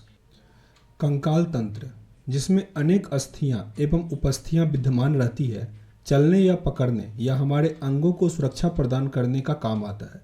यह हमारे शरीर का ढांचा भी बनाता है। कंकाल तंत्र में कई खनिज जैसे कैल्शियम एवं फास्फोरस का संचय भी रहता है। कुछ अस्थियों की लाल मज्जा रक्त कणिकाएं यानी आरबीसी बनाने में भी सक्षम होती है और इस प्रक्रिया को रक्तोत्पत्ति यानी हेमोपाइसिस कहते हैं। मनुष्य का कंकाल तंत्र दो भागों में विभक्त रहता है। कंकाल तंत्र, एक है अक्ष कंकाल और दूसरा है उपांग कंकाल। खोपड़ी, इधर है अग्रपाद, मतलब इसका फिर अलग अलग पार्ट है। अक्ष कंकाल का खोपड़ी, कशेरुक दंड, स्टर्नम, और इधर जो उपांग कंकाल था इसका अग्रपाद, पार्श्वपाद, अंश श्रृंखला और श्रेणी श्रृंखला। कंकाल तंत्र का विभाजन, वयस्क मनुष्य के कंकाल में 206 हड्डियां होती है जो कुछ इस प्रकार है। मतलब फिर कंकाल का भाग अक्षीय और वो उपांग वाला था, तो अक्षीय में जो करोठी खोपड़ी होता है, कपाल में 8 हड्डी, कपाल में, मुख में 14, काफ़ी इंपॉर्टेंट है ये सब। कपाल में 8, मुख में 14, कंठिका में 1, कंठिका 1, कान में 6, यानी कशेरु कंडी कितना हो गया 26। वक्ष, वक्ष में स्टेडम में 1 और पसलिया में 24, यानी कुल हो गया 80 हड्डी। कशेरुक दंड में कितना होता है 26 होता है, तो उसमें कितना हो गया था 80 हड्डी हो गया था।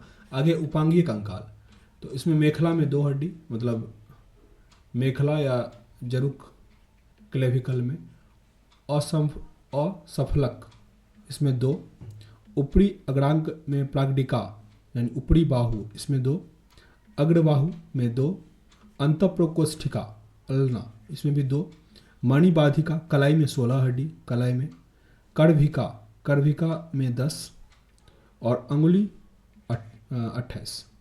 श्रेणी मेखला में श्रेणी अस्थियाँ होती है 2, निचले अग्राम में उर्विका, थाई में फीमर जी सबसे बड़ी हड्डी है 2, अंतर्जर्तिका यानी जांघ में 2 और 2 होता है, यानी फैबुला और टिबुला, टिबुला होता है नीचे वाला वो 2 और ऊपर वाला वो 2, जानविका ये 2, वर्षत टखना 14, मेटाटर्सल 10, अंगुलास्थियाँ पौड़ वाला उंगली वाला वो 28, यानी कुल 126 और उधर था 80, कुल मिला के 206 हड्डी।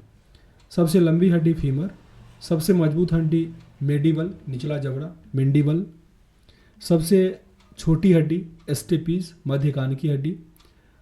अस्थि में पाई जाने वाली कोशिका ऑस्टियोब्लास्ट, ऑस्टियोब्लास्ट। ज्वाइंट संधि, कंकाल के विभिन्न हिस्से आपस में जोड़कर संधि द्वारा मिले होते हैं, ये निम्न प्रकार के होते हैं। अचल संधि यानी इमूवेबल ज्वाइंट, इस प्रकार की संधि में हड्डियां बिल्कुल हिलडुल नहीं सकती, लिखा ही है इमूवेबल, जैसे कि खोपड़ी की हड्डी। फिर अर्धचल संधि यानी सेमी मूवेबल ज्वाइंट, दो हड्डियों के बीच उपस्थिति के कारण हड्डियों के दबाव में उपस्थित दाब आती है, जिससे एक हड्डी दूसरे हड्डी पर झुक जाती है, जैसे कि कशेरुक की संधि। फिर है चल संधि मूवेबल ज्वाइंट, जिसमें 2 या 2 से अधिक हड्डी संधि स्थल पर हिलडुल सकते हैं, जो निम्न प्रकार के हैं। जिसे पहला दिया गया है पिवोट संधि यानी धुरार्ध, जिसमें एक हड्डी कील की तरह काम करती है और दूसरा हड्डी उस पर घूमता है, जैसे कि कशेरुक की हड्डी जिस पर सिर एक तरफ से दूसरी तरफ घूम जाता है, और रेडियस और अल्ना के समीपस्थ सिरों के बीच की गति। दूसरा है कंदुक खलिका, बॉल और सॉकेट।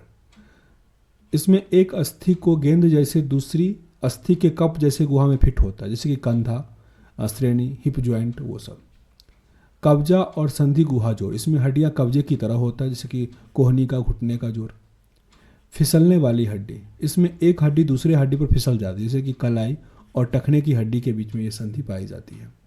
अब है मांसपेशियाँ, कंकाल पेशी, स्केलेटन मसल।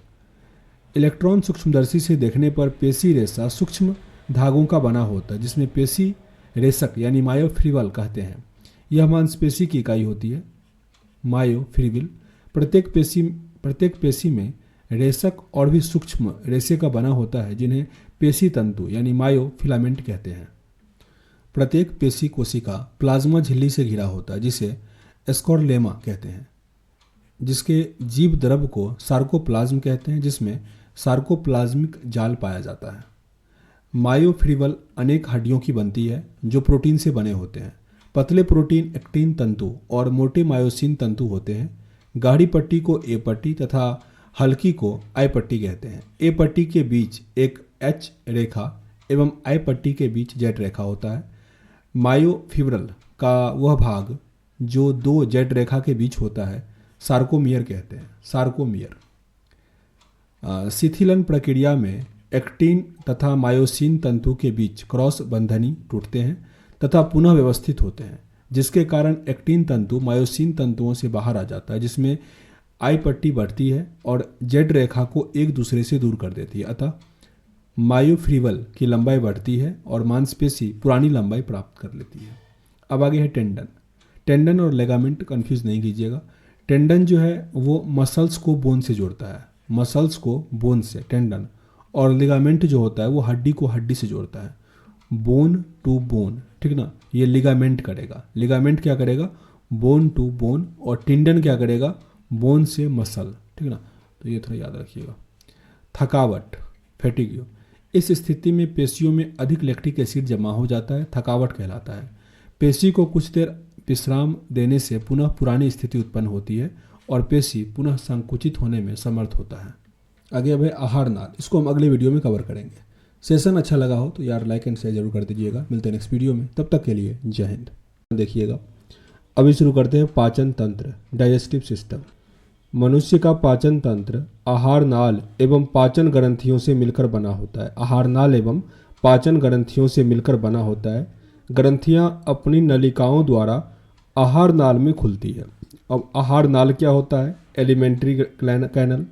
आहार नाल मुंह से लेकर गुहा तक विस्तृत एक लंबी नली होती है, जिसकी लंबाई 32 फीट से लेकर 36 फीट तक होती है। इसके कुछ प्रमुख प्रकार हैं। तो पाचन तंत्र को यहाँ पे दो पार्ट में डिवाइड किया गया है। एक तरफ है आहार नाल और संबंध पाचन ग्रंथियाँ। आहार नाल और संबंध पाचन ग्रंथियाँ। आहार नाल का 5 पार्ट दिया गया है, मुख गुहा, ग्रास नली, आमाशय, छोटी आंत और बड़ी आंत। वही संबंध पाचन ग्रंथियाँ जो है 2 है, यकृत और अग्नाशय। यकृत और अग्नाशय अलग अलग पार्ट दिया गया है जो कि पाचन तंत्र में होता है। तो मुंह से हमारा पाचन स्टार्ट होता है, तो माउथ भी इसी का हिस्सा हुआ।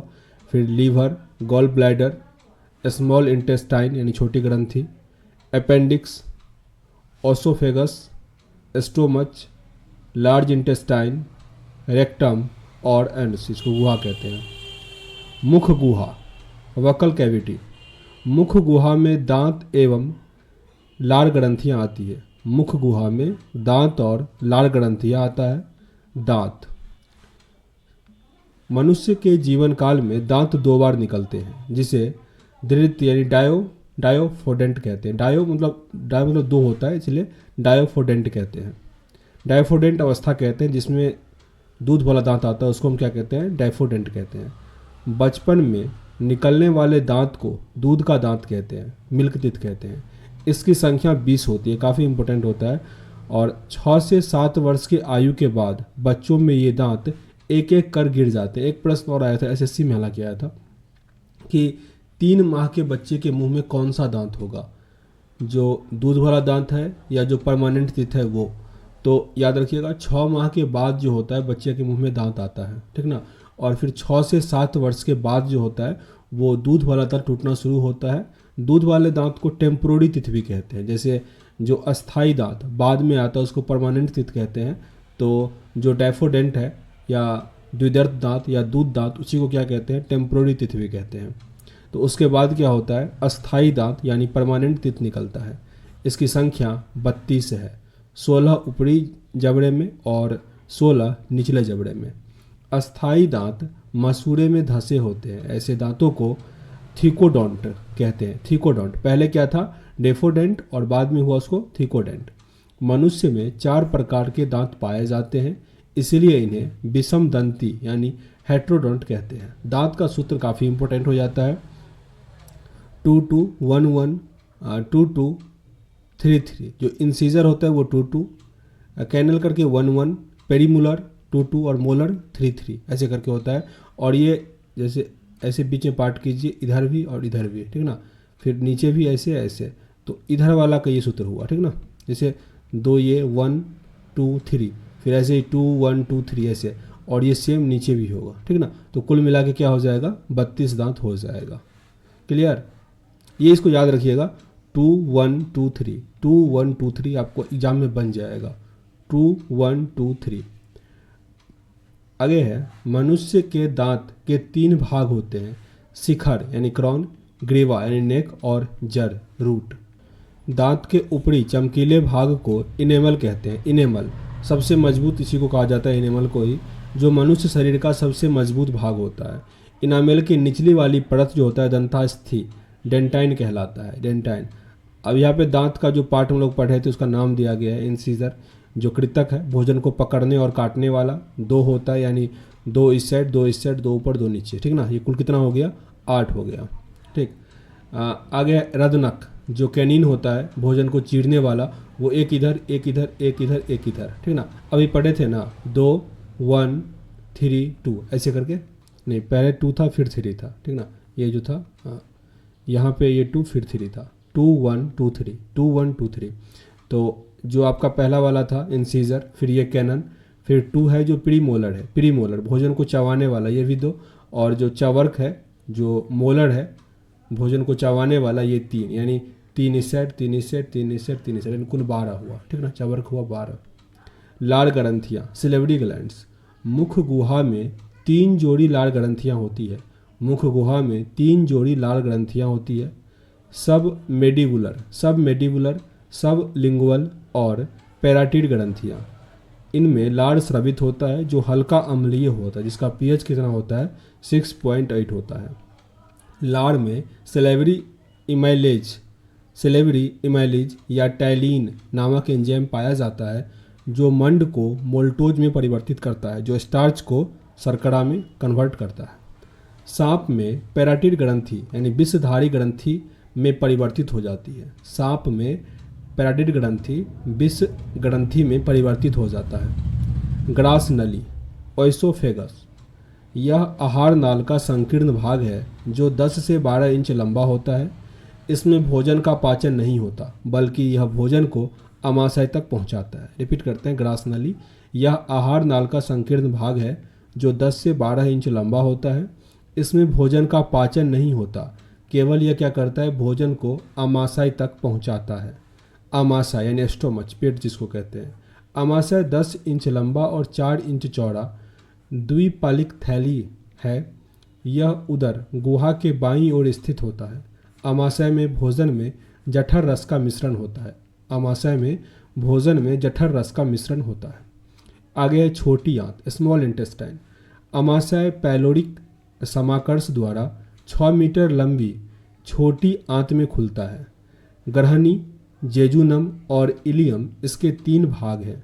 छोटी आंत में अधिकतर पाचन और अवशोषण होता है। छोटी आंत में अधिकतर पाचन और अवशोषण होता है। छोटी आंत काफ़ी इंपॉर्टेंट है, रिपीट करते हैं। अमाशय पैलोरिक समाकर्ष द्वारा 6 मीटर लंबी छोटी आंत में खुलता है। ग्रहणी, जेजुनम और इलियम इसके 3 भाग होते हैं। छोटी आंत में अधिकतर पाचन और अवशोषण होता है। सबसे अधिक कहाँ हुआ, छोटी आंत में। लंबाई भी सबसे अधिक छोटी आंत। आगे है बड़ी आंत, लार्ज इंटेस्टाइन। यह 1.5 मीटर लंबी नली है। इसके 2 भाग कोलन और मलाशय होते हैं। छोटी आंत और बड़ी आंत के मिलन स्थान पर एक नली रहती है जिसका सिरा बंद रहता है। इसे सीकम कहते हैं, सीकम, जो कि एक अवशोषी अंग है। सीकम क्या हुआ? एक अवशोषी अंग हुआ। इसके सिरे पर अपेंडिक्स होता है, अपेंडिक्स, जिसका कोई कार्य नहीं होता।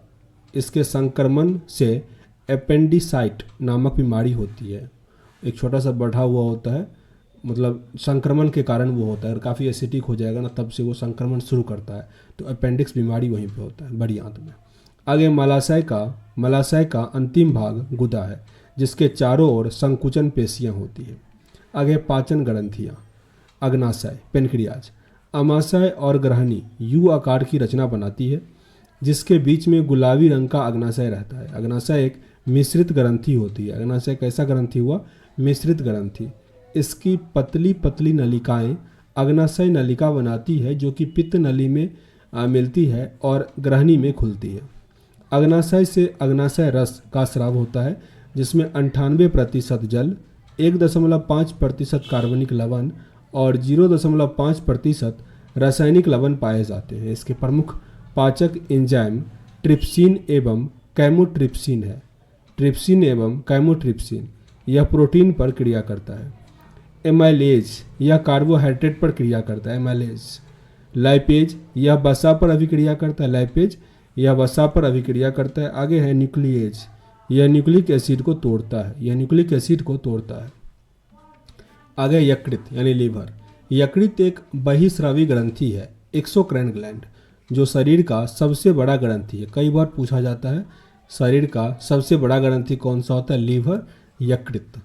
इसका वजन 1.5 kg होता है। इसमें पित्ताशय यानी गैल ब्लैडर होता है जिसमें पीत रस का स्राव होता है। अब यह लीवर का कार्य है, यकृत का कार्य।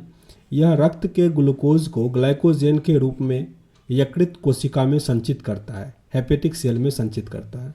यकृत में मौजूद कुफर कोशिकाएं जीवाणुओं को नष्ट करता है, कुफर कोशिकाएं जीवाणुओं को नष्ट करता है। यह थोड़ी मात्रा में लोहा और विटामिन को संचित करता है, लोहा और विटामिन को। यकृत में फाइब्रिनोजेन एवं प्रोथ्रोम्बिन नामक प्रोटीन बनता है जो रक्त का थक्का बनाने में मदद करता है। बहुत इंपॉर्टेंट है ये। कौन कौन सा? फाइब्रिनोजेन और प्रोथ्रोम्बिन, फाइब्रिनोजेन और प्रोथ्रोम्बिन नामक प्रोटीन बनता है।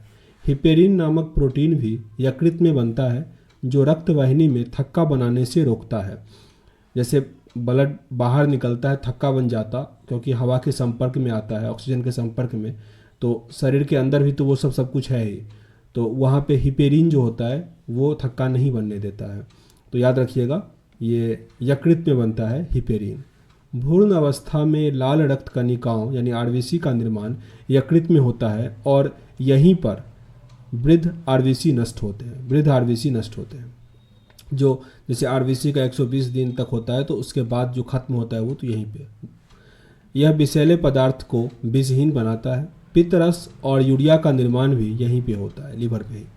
यह प्रोटीन की अधिक मात्रा को कार्बोहाइड्रेट में परिवर्तित करता है। अब है पित्त रस, बाइल जूस। पित्त रस पीले रंग का क्षारीय द्रव है जिसका पीएच 7.8 होता है, पीएच 7.8। इसमें 86% जल एवं शेष 12% कार्बनिक और अकार्बनिक पित्त लवण, पित्त कणिकाएं, पित्त वर्णक आदि पाए जाते हैं। पित्त लवण, bile salt, sodium carbonate, sodium taurocholate, sodium ग्लाइकोकोलेट आदि। पित्त वर्णक, बाइल पिगमेंट्स, बिलिरुबिन, बिलीवार्डिन, ये सब हुआ पित्त वर्णक। जैसे जॉन्डिस होता है किसी को तो डॉक्टर कहता है बिलिरुबिन टेस्ट करवाइए, ठीक ना। तो बिलिरुबिन टेस्ट किससे संबंधित है? तो वो ब्लड की हुआ, लेकिन पर जॉन्डिस का बारे में वो बताता है। आगे पाचन क्रिया में पित्त का कार्य। पित्त में लवणों की सहायता से वसाओं में विखंडन और पैसीकरण होता है, पैसीकरण, इम्यूलिफिकेशन। अमाशय से आया हुआ अम्लीय खाद्य पदार्थ की अम्लीयता नष्ट कर पित्त उसे क्षारीय बना देता है जिससे कि अग्नाशय रस के एंजाइम उस पर क्रिया कर सके, जिससे कि अग्नाशय रस के एंजाइम उस पर क्रिया कर सके। अब है मनुष्य में पाचन क्रिया। मनुष्य में पाचन क्रिया, मनुष्य में पाचन क्रिया को 5 भाग में विभाजित किया जा सकता है। एक तो है अंतःग्रहण, इंडाइजेशन, पाचन, फिर है अवशोषण, स्वंगीकरण और मल प्रत्याग। मतलब इंजेशन, डाइजेशन, एब्जॉर्प्शन, एसिमिलेशन और डिफेक्शन। मुख गुहा में पाचन। मुंह में दांत भोजन को काटता, कुचलता और पीसता है, जिससे भोजन छोटे छोटे टुकड़ों में बदल जाता है। इसी समय लार ग्रंथियों से लार भोजन में मिलता है और उसमें मौजूद मंड को डेक्स्ट्रीन और मोल्टोस में बदल देता है। मंड जो सेलेवरी इमाइलेज या टैलिन है, डेक्स्ट्रीन प्लस मोल्टोस। ग्रास नली, भोजन ग्रास नली से होता हुआ आमाशय में पहुंच जाता है। भोजन निगलते समय घंटी ढापन श्वास नली के छिद्र को बंद कर देता है, इसीलिए भोजन श्वास नली में प्रवेश नहीं कर पाता है। अब है आमाशय में पाचन। ये हो गया मुख वाले में। अब है आमाशय।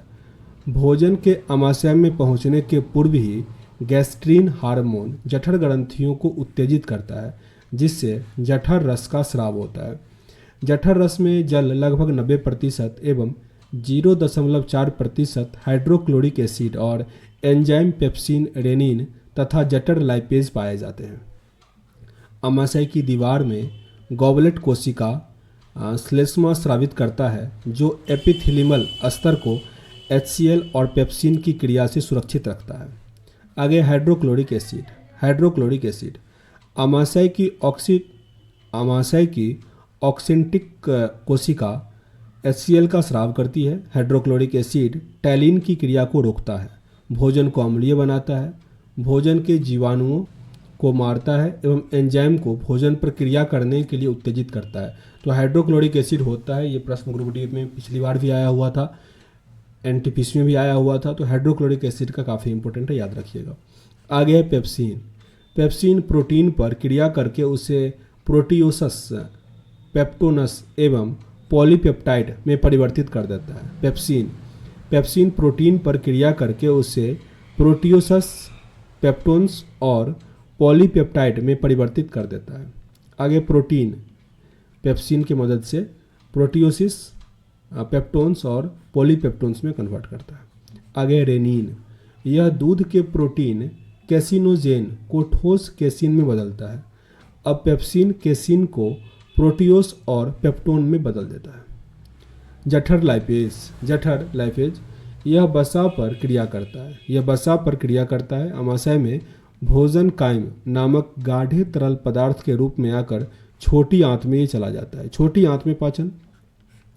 जब काइम ग्रहणी में पहुंचता है तो यकृत में, लीवर से पित्तरस, अग्नाशय से अग्नाशय रस और अंत्रिय ग्रंथि द्वारा अंतरारस उस पर क्रिया करता है।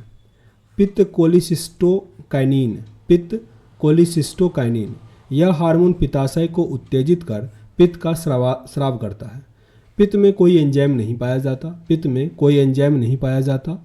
यह पित्त की अम्लता को खत्म कर उसे क्षारीय बनाता है, इससे अग्नाशय रस उस पर क्रिया कर सके। पित्त काइम के वसा को जल के साथ मिलाकर एमल्सन बनाने में सहयोग करता है। इस पे सिटेप्सिन क्रिया करता है, सेप्टिसिन। अब है अग्नाशय रस। ग्रहणी की दीवार से सिक्रेटिन हार्मोन स्रावित होता है, जो अग्नाशय को उत्तेजित कर अग्नाशय रस का स्राव करवाता है। इससे अनेक पाचन एंजाइम होते हैं। पहला दिया है ट्रिप्सिन, यह प्रोटीन पर क्रिया करता है। ट्रिप्सिन, ये एक और ऊपर ही पढ़े हुए थे। ट्रिप्सिन यह प्रोटीन पर क्रिया करता है। ट्रिप्सिन में ये पेप्टोन, पॉलीपेप्टाइड और प्रोटियोस छोड़ता है। अग्नाशयिक इमाइलेज यह काइम की शेष मांड को घुलनशील शर्करा में परिवर्तित कर देता है। मांड दिया है, इमाइलेज ये माल्टोज बनाता है। आगे एस्टिएप्सिन, अग्नेयसिक लाइपेज, यह एमल्डिफाइड वसाओं को ग्लिसरॉल तथा फैटी एसिड्स में परिवर्तित कर देता है। एमल्सिफाइड वसाओं को ग्लिसरॉल तथा फैटी एसिड में वो कन्वर्ट कर देता है। वसा दिया गया है एस्टिडेप्सिन, फैटी एसिड और ग्लिसरॉल। अब है अंतरारस, इंटेस्टिनल जूस। अंतरारस या सक्कस एंटेरिकस आंत की ग्रंथि और ग्रहणी की ब्रूनर ग्रंथियों से निकलता है।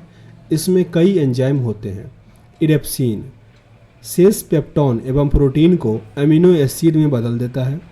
माल्टेज, यह माल्टेज को ग्लूकोज में परिवर्तित कर देता है, यह माल्टेज को ग्लूकोज में परिवर्तित कर देता है। इन्वर्टेज, यह मांड से बनी शक्कर को ग्लूकोज में बदलता है, यह मांड से बनी शक्कर को ग्लूकोज में बदलता है। लैक्टेज, यह लैक्टोज को ग्लूकोज तथा ग्लैक्टोज में बदल देता है, यह लैक्टोज को लुक्टोज और ग्लैक्टोज में बदल देता है। सुक्रेज, यह सुक्रेज को ग्लूकोज एवं फ्रुक्टोज में परिवर्तित करता है। आगे अवशोषण, एब्जॉर्बेशन। अवशोषण मुख्यतः छोटी आंत में होता है। छोटी आंत में स्थित विली जो उर्दर्द तरल कायम को अवशोषित कर उसे रुधिर तथा लसिका में पहुंचा देता है। पचे हुए भोजन के ग्लूकोज एमिनो एसिड रुधिर कोशिकाओं में अवशोषित होकर रुधिर में मिल जाता है। आगे वसा अम्ल तथा ग्लिसरॉल लसिका वाहिकाओं द्वारा शरीर के विभिन्न भाग में पहुंचता है। फिर आता है स्वंगीकरण, एसिमुलेशन। जब ग्लूकोज, एमिनो एसिड, वसा अम्ल, ग्लिसरॉल, न्यूक्लियोटाइड आदि रुधिर वाहिनी तंत्र से कोशिकाओं में पहुंचते हैं तो अंतः कोशिकीय एंजाइम द्वारा इसका संश्लेषण पुनः उसके मूल यौगिक अर्थात कार्बोहाइड्रेट, वसा, प्रोटीन आदि में हो जाता है। इस क्रिया को स्वंगीकरण कहते हैं। रिपीट करते हैं। जब ग्लूकोज, एमिनो एसिड, वसा अम्ल, ग्लिसरॉल, न्यूक्लियोटाइड आदि रुधिर वाहिका तंत्र से कोशिका में पहुंचते हैं तो अंतः कोशिकीय एंजाइम द्वारा इसका संश्लेषण होता है और पुनः ये मूल यौगिक अर्थात कार्बोहाइड्रेट, वसा, प्रोटीन बन जाता है। इसे ही क्या कहते हैं? स्वंगीकरण कहते हैं। लास्ट है मल परित्याग, डिफेक्शन। जिस कायम का पाचन नहीं होता वह बड़ी आंत में चला जाता है, जहाँ कायम से पानी का अवशोषण हो जाता है। शेष पदार्थ मल के रूप में मलाशय में एकत्रित होकर गुदा द्वारा बाहर निकल जाता है। अब आगे है आपका पोषक पदार्थ, भोजन। भोजन वह पोषक तत्व है जो किसी जीव की जैविक क्रियाओं को संचालित करने, वृद्धि एवं विकास के लिए आवश्यक है। प्रोटीन, कार्बोहाइड्रेट, वसा, खनिज एवं विटामिन भोजन के प्रमुख अवयव हैं, जिसका कि शरीर में विशिष्ट कार्य होता है। भोजन का, भोजन के स्रोत, सोर्स ऑफ फूड। पेड़ पौधे सभी प्रकार के भोजन का स्रोत है। कुछ भोजन पौधे से सीधे प्राप्त होते हैं, परंतु जहाँ जानवरों को भोजन के रूप में इस्तेमाल किया जाता है उसके भोजन का स्रोत पेड़ पौधे ही होते हैं, मतलब मूल पेड़ पौधे को ही कहा जाता है। दिया गया है प्लांट। पौधे से प्राप्त होने वाले भोजन, बीज। मनुष्य द्वारा उपयोग में लाए जाने वाले भोजन में बीज सर्वाधिक प्रयुक्त होता है, जैसे कि दलहन, दाल, चना, सोयाबीन, मटर इत्यादि। गेहूँ, चावल, जौ, ये सब हम बीज खाते हैं। आगे फल। फल का अंडाशय परिपक्व होकर फल बनता है। पुष्प का अंडाशय परिपक्व होकर फल बनता है। उदाहरण के लिए सेब, अमरूद, संतरा आदि। फिर आगे है सब्जियां, वेजिटेबल्स। सब्जियां भी हमारे भोजन का प्रमुख स्रोत है। उदाहरण के लिए आलू, गोभी, गाजर, पालक आदि। जंतु यानी एनिमल्स। भोजन के रूप में जंतुओं का उपयोग प्रत्यक्ष या अप्रत्यक्ष रूप से होता है, जैसे कि मीट, अंडा, दूध, शहद आदि। फिर आगे है कवक, फंगी। इसका उदाहरण मशरूम दिया गया है। भोजन के घटक, कंपोनेंट ऑफ फूड। भोजन हमें ऊर्जा प्रदान करता है। कुछ कार्बनिक पदार्थ तथा खनिज इसके घटक होते हैं, जिन्हें पोषण कहा जाता है। भोजन के पोषक तत्व। भोजन के घटकों को 3 वर्गों में बांटा जा सकता है। ऊर्जा, वसा और कार्बोहाइड्रेट से हमको ऊर्जा मिलता है। प्रोटीन से शरीर निर्माण होता है, बॉडी बिल्डिंग फूड कहते हैं। खनिज से प्रतिरक्षा यानी रक्षात्मक। प्रमुख खाद्य वर्ग, कार्बोहाइड्रेट। विभिन्न प्रकार के शर्करा, मंड, सेलुलोज आदि, जिसमें कार्बन, हाइड्रोजन और ऑक्सीजन का अनुपात 1:2:1 में होता है। ये बहुत इंपॉर्टेंट है। कार्बोहाइड्रेट में पहले कार्बन, हाइड्रोजन और ऑक्सीजन का अनुपात 1:2:1 के अनुपात में होता है। कार्बोहाइड्रेट 3 प्रकार के होते हैं। पहला दिया गया मोनोसेक्राइड्स। मोनो मतलब हो गया एक और सेक्राइड मतलब शर्करा। ये सरल कार्बोहाइड्रेट होते हैं जिसमें शर्करा की केवल एक इकाई होती है, जैसे कि ग्लूकोज, फ्रुक्टोज, गैलेक्टोज आदि। फिर है ओलिगोसेक्राइड्स। ओलिगो मतलब होता है एक से अधिक और सेक्राइड मतलब शर्करा। ये 2 से 10 मोनोसेक्राइड्स इकाइयों के बहुलक होते हैं, यानी 2 से 10 के बीच में। मोनोसेक्राइड्स 2 मोनोसेक्राइड्स मिलकर डाइसेक्राइड्स, 3 मिलकर ट्राइसेक्राइड्स आदि बनाते हैं। 2 मोनोसेक्राइड्स इकाइयाँ आपस में ग्लाइकोसाइडिक बंध द्वारा जुड़े होते हैं। उदाहरण के लिए sucrose glucose plus fructose, lactose ये ग्लूकोज प्लस गैलेक्टोज, माल्टोज ये ग्लूकोज प्लस ग्लूकोज। पॉलीसेक्राइड्स ये तीसरा है, पॉली मतलब 10 से अधिक, सेक्राइड मतलब शर्करा। ये 10 से अधिक मोनोसेक्राइड इकाइयों के जुड़ने से बनते हैं। उदाहरण के लिए सेलुलोज, काइटिन, स्टार्च, ग्लाइकोजन आदि। पौधे से प्राप्त होने वाले कार्बोहाइड्रेट स्टार्च, सुक्रोज, फ्रुक्टोज आदि है पौधे से, और इसमें सबसे अधिक होता है। जंतुओं से प्राप्त होने वाले कार्बोहाइड्रेट लैक्टोज है जो दूध से, ग्लाइकोजन है जो कि लीवर यकृत से। कार्बोहाइड्रेट शरीर की ऊर्जा आवश्यकता का 50% भाग को पूरा करता है। कार्बोहाइड्रेट पाचन क्रिया के द्वारा ग्लूकोज में परिवर्तित होता है। कार्बोहाइड्रेट पाचन क्रिया द्वारा ग्लूकोज में परिवर्तित होता है। 1 ग्राम ग्लूकोज के ऑक्सीकरण से 4.2 किलो कैलोरी ऊर्जा प्राप्त होती है। स्रोत में दिया है गेहूं, चावल, मक्का, बाजरा, आलू, शकरकंद, सलगम, केला आदि। कार्बोहाइड्रेट के कार्य: शरीर में ऊर्जा प्रदान करना। कार्बोहाइड्रेट का कार्य शरीर में ऊर्जा प्रदान करना, शरीर में भोजन संचय करना। अत्यधिक ग्लूकोज इंसुलिन हार्मोन की मदद से शरीर में ग्लाइकोजेन के रूप में संचित हो जाता है, मेनली यकृत और मांसपेशी में। तब रक्त में ग्लूकोज की मात्रा कम होती है। तब ग्लूकागोन हार्मोन की मदद से ग्लाइकोजेन ग्लूकोज में परिवर्तित हो जाता है। इसको रिपीट कर लेते हैं यहाँ से। ग्लाइकोजन के रूप में संचित हो जाता है। जब रक्त में ग्लूकोज की मात्रा कम होती है तब ग्लूकागोन हार्मोन की मदद से ग्लूकोज जो होता है वो ग्लूकोजोन जो होता है वो ग्लूकोज में परिवर्तित हो जाता है। ये कोशिका झिल्ली एवं कोशिका भित्ति जो सेलुलोज है के निर्माण करने में मदद करता है। संघ आर्थ्रोपोडा में जंतुओं के बाह्य कंकाल बनाने में काइटिन सहायक होता है। काइटिन न्यूक्लिक एसिड जो कि आरएनए और डीएनए होता है इसके निर्माण में सहायक होता है। अब आगे है वसा यानी फैट। वसा में अणु ग्लिसरॉल तथा वसा अम्ल के संयोग से बनते हैं। कार्बोहाइड्रेट की तरह वसा भी कार्बन, हाइड्रोजन और ऑक्सीजन का यौगिक होता है, परंतु इसमें ऑक्सीजन और हाइड्रोजन का अनुपात जो होता है वो काफ़ी कम होता है। पाचन क्रिया के दौरान वसा ग्लिसरॉल एवं वसा अम्ल में पुनः टूट जाता है तथा ऊर्जा प्रदान करता है। 1 ग्राम वसा के पूर्ण ऑक्सीकरण में 9.3 किलो कैलोरी प्राप्त होती है, जो कि 1 ग्राम ग्लूकोज से प्राप्त ऊर्जा का 2.25 गुना अधिक होता है। मतलब जो कार्बोहाइड्रेट से हमको एनर्जी मिलता है उससे अधिक एनर्जी वसा से मिलता है, लेकिन कार्बोहाइड्रेट इंस्टेंट एनर्जी, तुरंत एनर्जी देता है, फैट बाद में देता है, ठीक ना। तो अधिक एनर्जी किस में मिलता है? वसा में। सामान्यतः एक वयस्क व्यक्ति को 20 से लेकर 30% ऊर्जा वसा से प्राप्त होनी चाहिए और 50% कहाँ से था? कार्बोहाइड्रेट से। स्रोत के आधार पर वसा को 2 भागों में बांटा गया है। पहला जंतु वसा, यह दूध, पनीर, मक्खन, अंडा तथा मछली के तेल में होता है। और दूसरा है वनस्पति वसा, यह अखरोट, बादाम, मूंगफली, नारियल, सरसों, तिल, सूरजमुखी इत्यादि से प्राप्त तेल में पाया जाता है। जंतु से प्राप्त वसा ठोस अवस्था में होता है तथा वनस्पति से वसा जो प्राप्त होता है वो तरल अवस्था में होता है, जिसे हम तेल कहते हैं। वसा अम्ल 2 प्रकार के होते हैं। पहला असंतृप्त वसा अम्ल, यह मछली के तेल एवं वनस्पति तेल में पाया जाता है। असंतृप्त वसा अम्ल, जिन वसा अम्लों में असंतृप्त बंध की संख्याएं 1 से अधिक स्थान पर हो उसे पॉली असंतृप्त वसा अम्ल कहा जाता है, जो स्वास्थ्य के लिए हानिकारक नहीं होता है। असंतृप्त। आगे संतृप्त वसा अम्ल, यह अधिकतर जंतु वसा होता है। सामान्यतः ताप पर यह ठोस होता है, जैसे कि मक्खन। केवल नारियल का तेल और तार का तेल संतृप्त वसीय तेल का उदाहरण है।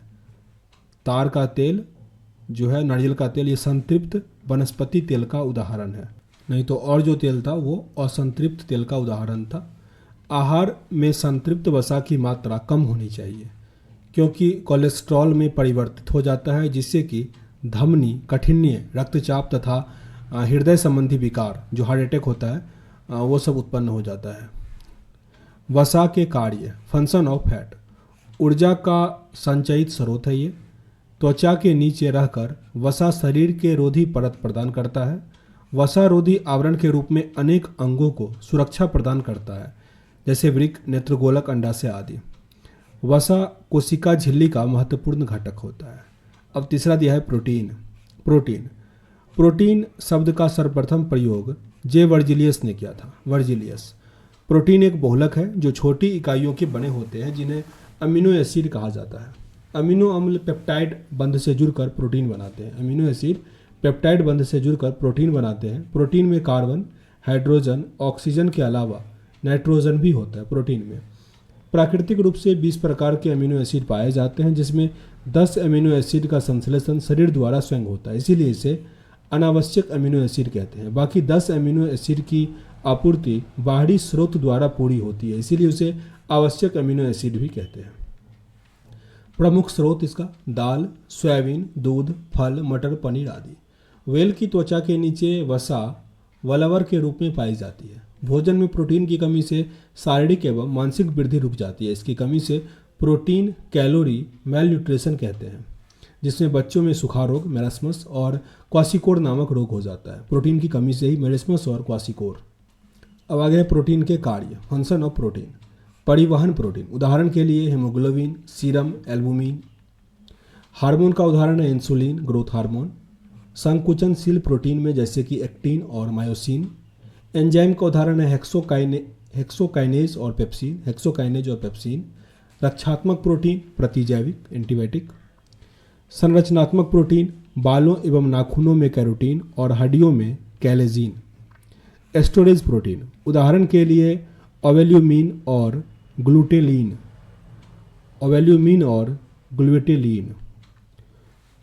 आगे है आपका विटामिन। विटामिन शब्द का प्रयोग सर्वप्रथम फंक ने किया था। किसके द्वारा किया गया था? फंक के द्वारा। विटामिन कार्बनिक पदार्थ है जिनकी बहुत ही कम मात्रा में आवश्यकता होती है। विटामिन का संश्लेषण कोशिकाओं द्वारा नहीं होता तथा इसकी पूर्ति विटामिन युक्त भोजन से होती है, लेकिन विटामिन डी एवं के का संश्लेषण कोशिकाओं द्वारा होता है। विलेयता के आधार पर विटामिन को 2 भागों में विभाजित किया गया है। वसा में घुलनशील होता है vitamin A, vitamin D, vitamin E और विटामिन के। जल में घुलनशील विटामिन सी, विटामिन बी का जो भी ग्रुप है वो। ऊर्जा संबंधित vitamin B1, vitamin B2, B3, B4, B5 और B6। रक्त संबंधित विटामिन में B9 और B12। आगे खनिज, मिनरल्स।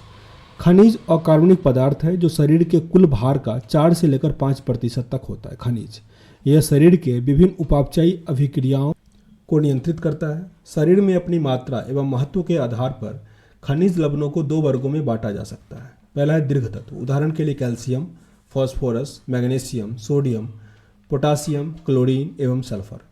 शरीर में प्रतिदिन इनकी आवश्यकता 100 mg से अधिक होती है। अल्प तत्व, शरीर में प्रतिदिन इनकी आवश्यकता 100 mg से कम होती है, उदाहरण के लिए लोहा, zinc, manganese, molybdenum, selenium, cobalt, fluorine, iodine इत्यादि। आगे है जल। जल एक अकार्बनिक पदार्थ है जो शरीर के भार का 65 से 75% तक होता है। उल्टी एवं अतिसार से शरीर में पानी का कमी या निर्जलीकरण या डिहाइड्रेशन जिसको कहते हैं, इससे मृत्यु भी हो सकती है। जल का कार्य, पसीना एवं वाष्पन के द्वारा शरीर के तापमान को नियंत्रित रखता है। शरीर के अवशिष्ट पदार्थों का उत्सर्जन करता है, निकालता है। हमारे शरीर की लगभग सभी जैव रासायनिक क्रियाएं जलीय माध्यम से ही होता है। जल एक अच्छा विलायक भी है। आगे रुक्ष अंश, यह हमारे आहार का अपाच्य भाग होता है, जैसे कि फल और सब्जियों का सेलुलोज, लेकिन यह पाचन के लिए उत्तम होता है और जो इंटेस्टाइन की गति में भी सहायक होता है। दलिया, सलाद, सब्जियां एवं फल जिसमें कि छिलके और रेशा अधिक होते हैं, रुक्ष अंश के प्रमुख स्रोत हैं। अब यहाँ पे विटामिन के कार्य और उनका स्रोत दिया गया है, तो सब कुछ तो याद करना ही है, पर जो उसका रासायनिक नाम है ना वो भूलिएगा नहीं, बहुत इंपॉर्टेंट होता है वो। तो विटामिन ए का रेटिनॉल, विटामिन बी का थायमीन, विटामिन सी का स्कर्विक एसिड याद ही होगा, विटामिन डी का कैल्सीफेरॉल, तो इसको याद कीजिएगा, साथ ही पढ़ेंगे भी हम। तो विटामिन ए का रेटिनॉल वृद्धि, आँखों में निरोगता, त्वचा और श्लेष्मिक झिल्ली की कोशिकाओं की क्रियाओं के लिए आवश्यक होता है। इसका स्रोत मछली के यकृत का तेल, यकृत, गुर्दा, फल, टमाटर, गाजर, मक्खन, अंडे की जर्दी आदि। इसकी कमी से वृद्धि रुकना, रतौंधी व जीरोप्थेमिया, संक्रमणों के प्रति प्रभाविता, त्वचा और झिल्लियों में परिवर्तन का आना, दोषपूर्ण आंत एवं बीमारी आदि। देखिए, कार्य और कमी का प्रभाव दोनों एक जैसा है। जैसे वृद्धि में हेल्प करते तो वृद्धि में रुक जाना, तो एक को भी आप फोकस कर सकते हैं। विटामिन B1 ये थायमीन वृद्धि, कार्बोहाइड्रेट उपचयन नियंत्रण, हृदय तंत्रिका और पेशियों की सक्रियता के लिए आवश्यक होता है। इसकी कमी से वृद्धि का रुकना, भूख और वजन घटना, बेरी थकान का होना, बदहजमी, ये सब विटामिन B1 से होता है। इसका स्रोत है बीज वाले अन्न, मांस, दूध, सोयाबीन, मुर्गा, अंकुरित अनाज, अंडा, यीस्ट आदि। आगे विटामिन B2 राइबोफ्लोविन वृद्धि, त्वचा और मुख की निरोगता, आँखों की सक्रियता, वृद्धि का रुक जाना, धुंधली दृष्टि का होना, जीभ पर छाले पड़ जाना, उसमें बुढ़ापा आना, प्रकाश न सह पाना आदि। इसके लिए मांस, सोयाबीन, दूध, हरी सब्जी, अंडा, मुर्गा आदि। अब विटामिन B3 निकोटीमाइन या नियोसिन कहा जाता है। वृद्धि, कार्बोहाइड्रेट, उपापचय, अमाशय और आंतों की सक्रियता, तंत्रिका तंत्र की सक्रियता के लिए।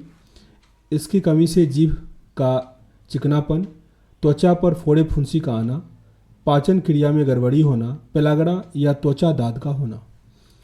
स्रोत है इसका मांस, मूंगफली का मक्खन, आलू, साबुत अनाज, टमाटर, पत्ते वाली सब्जी आदि। आगे vitamin B5 pantothenic acid coenzyme A तथा एसिटाइकोलिन के संश्लेषण के लिए आवश्यक होता है। बाल सफ़ेद होना, मंदबुद्धि होना ये होता है। यीस्ट मांस, जिगर, गुर्दा, अंडे, दूध खाने से ठीक होगा। विटामिन B6 पैरिडॉक्सिन एमिनो एसिड का उपापचय, इससे स्रोत है यकृत, मांस, अनाज आदि। त्वचा रोग, मस्तिष्क का ठीक से कार्य न करना, शरीर का भार कम होना, एनीमिया का शिकायत, ये सब। आगे विटामिन B7 बायोटीन कार्बोहाइड्रेट, उपापचय, त्वचा व बालों की रक्षा, मानव में लकवा, शरीर में दर्द, बालों का गिरना और वृद्धि में कमी आदि है। मांस, अंडा, यकृत, गिरीदार फल, दूध आदि। विटामिन B11 फोलिक एसिड रुधिर कोशिकाओं का निर्माण एवं वृद्धि, न्यूक्लिक अम्ल के उपापचय में सहायक आदि। एनीमिया और पेशिच रोग आ जाता है। गिरीदार फल, हरी सब्जियां, यकृत, सेम, यीस्ट, अंडा आदि। अब विटामिन B12 साइनोकोबाल्मिन, इसमें एकमात्र ऐसे विटामिन में कोबाल्ट होता है, कोबाल्मिन। रुधिराणु बनना, न्यूक्लिक एसिड का संश्लेषण के लिए नाइट्रोजन उपापचय आदि। यकृत आदि स्रोत है इसका, यकृत में बनता है। रुधिर की कमी होता है इससे। अब विटामिन C स्कर्विक एसिड वृद्धि, दांतों का विकास तथा मजबूती, मसूरों की निरोगता, घाव भरना आदि। नींबू, संतरा, नारंगी, टमाटर, पत्ती वाली सब्जी खाने से ठीक होगा, खट्टा वाला चीज़। मसूरा फूलना, अस्थियों के चारों ओर स्राव, जरा सी चोट होने पर रुधिर निकलने लगना, ये सब इसका, और हड्डी भी कमज़ोर होना। विटामिन D कैल्सीफेरॉल कैल्शियम व फास्फोरस का उपापचय, वृद्धि और अस्थियों और दांतों का निर्माण। इसमें रिकेट्स, सुसारोग, कमजोरी, दांतों का रोग, दांतों का सड़ना आदि होता है। मछली का यकृत ऑयल, संपूर्ण दूध, अंडा, सूर्य का प्रकाश। विटामिन E टोकोफेरॉल सामान्य जनन शक्ति का कम होना। पत्ती वाली सब्जी, दूध, मक्खन, अंकुरित गेहूं, वनस्पति तेल आदि खाइए। विटामिन K फिलोक्विनोन रुधिर के सामान्य थक के जमना, यकृत में असामान्य क्रिया होना, रुधिर स्राव का होना और ऐठन, हेमोफीलिया आदि। हरी सब्जी, सोयाबीन का तेल, टमाटर आंतों में जीवाणु भी संश्लेषित करता है। अब आगे दिया है महत्वपूर्ण खनिज पदार्थ, उसके स्रोत और उसकी कमी से होने वाली बीमारी। जैसे कि सोडियम यौगिक है, रुधिर एवं शरीर के अन्य उत्तकों का निर्माण हेतु। इससे अभाव में कौन सा रोग होगा? पेशियों में संकुचन की कमी, तंत्रिका आवेग के संरक्षण में कमी।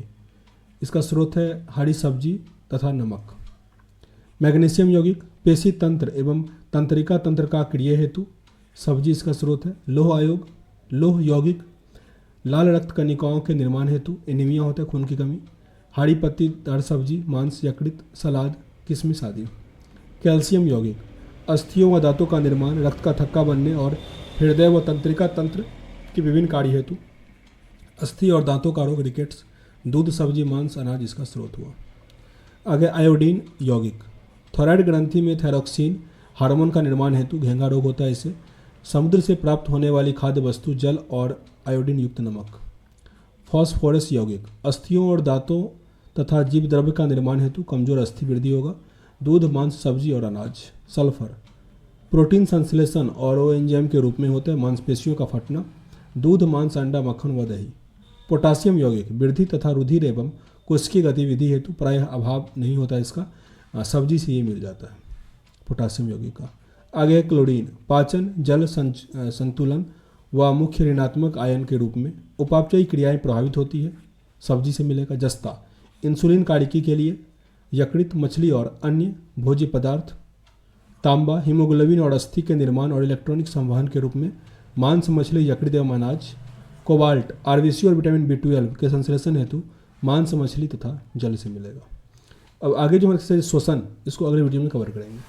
सेशन अच्छा लग रहा हो तो लाइक एंड शेयर जरूर कीजिएगा। मिलते हैं नेक्स्ट वीडियो में, तब तक के लिए जय हिंद।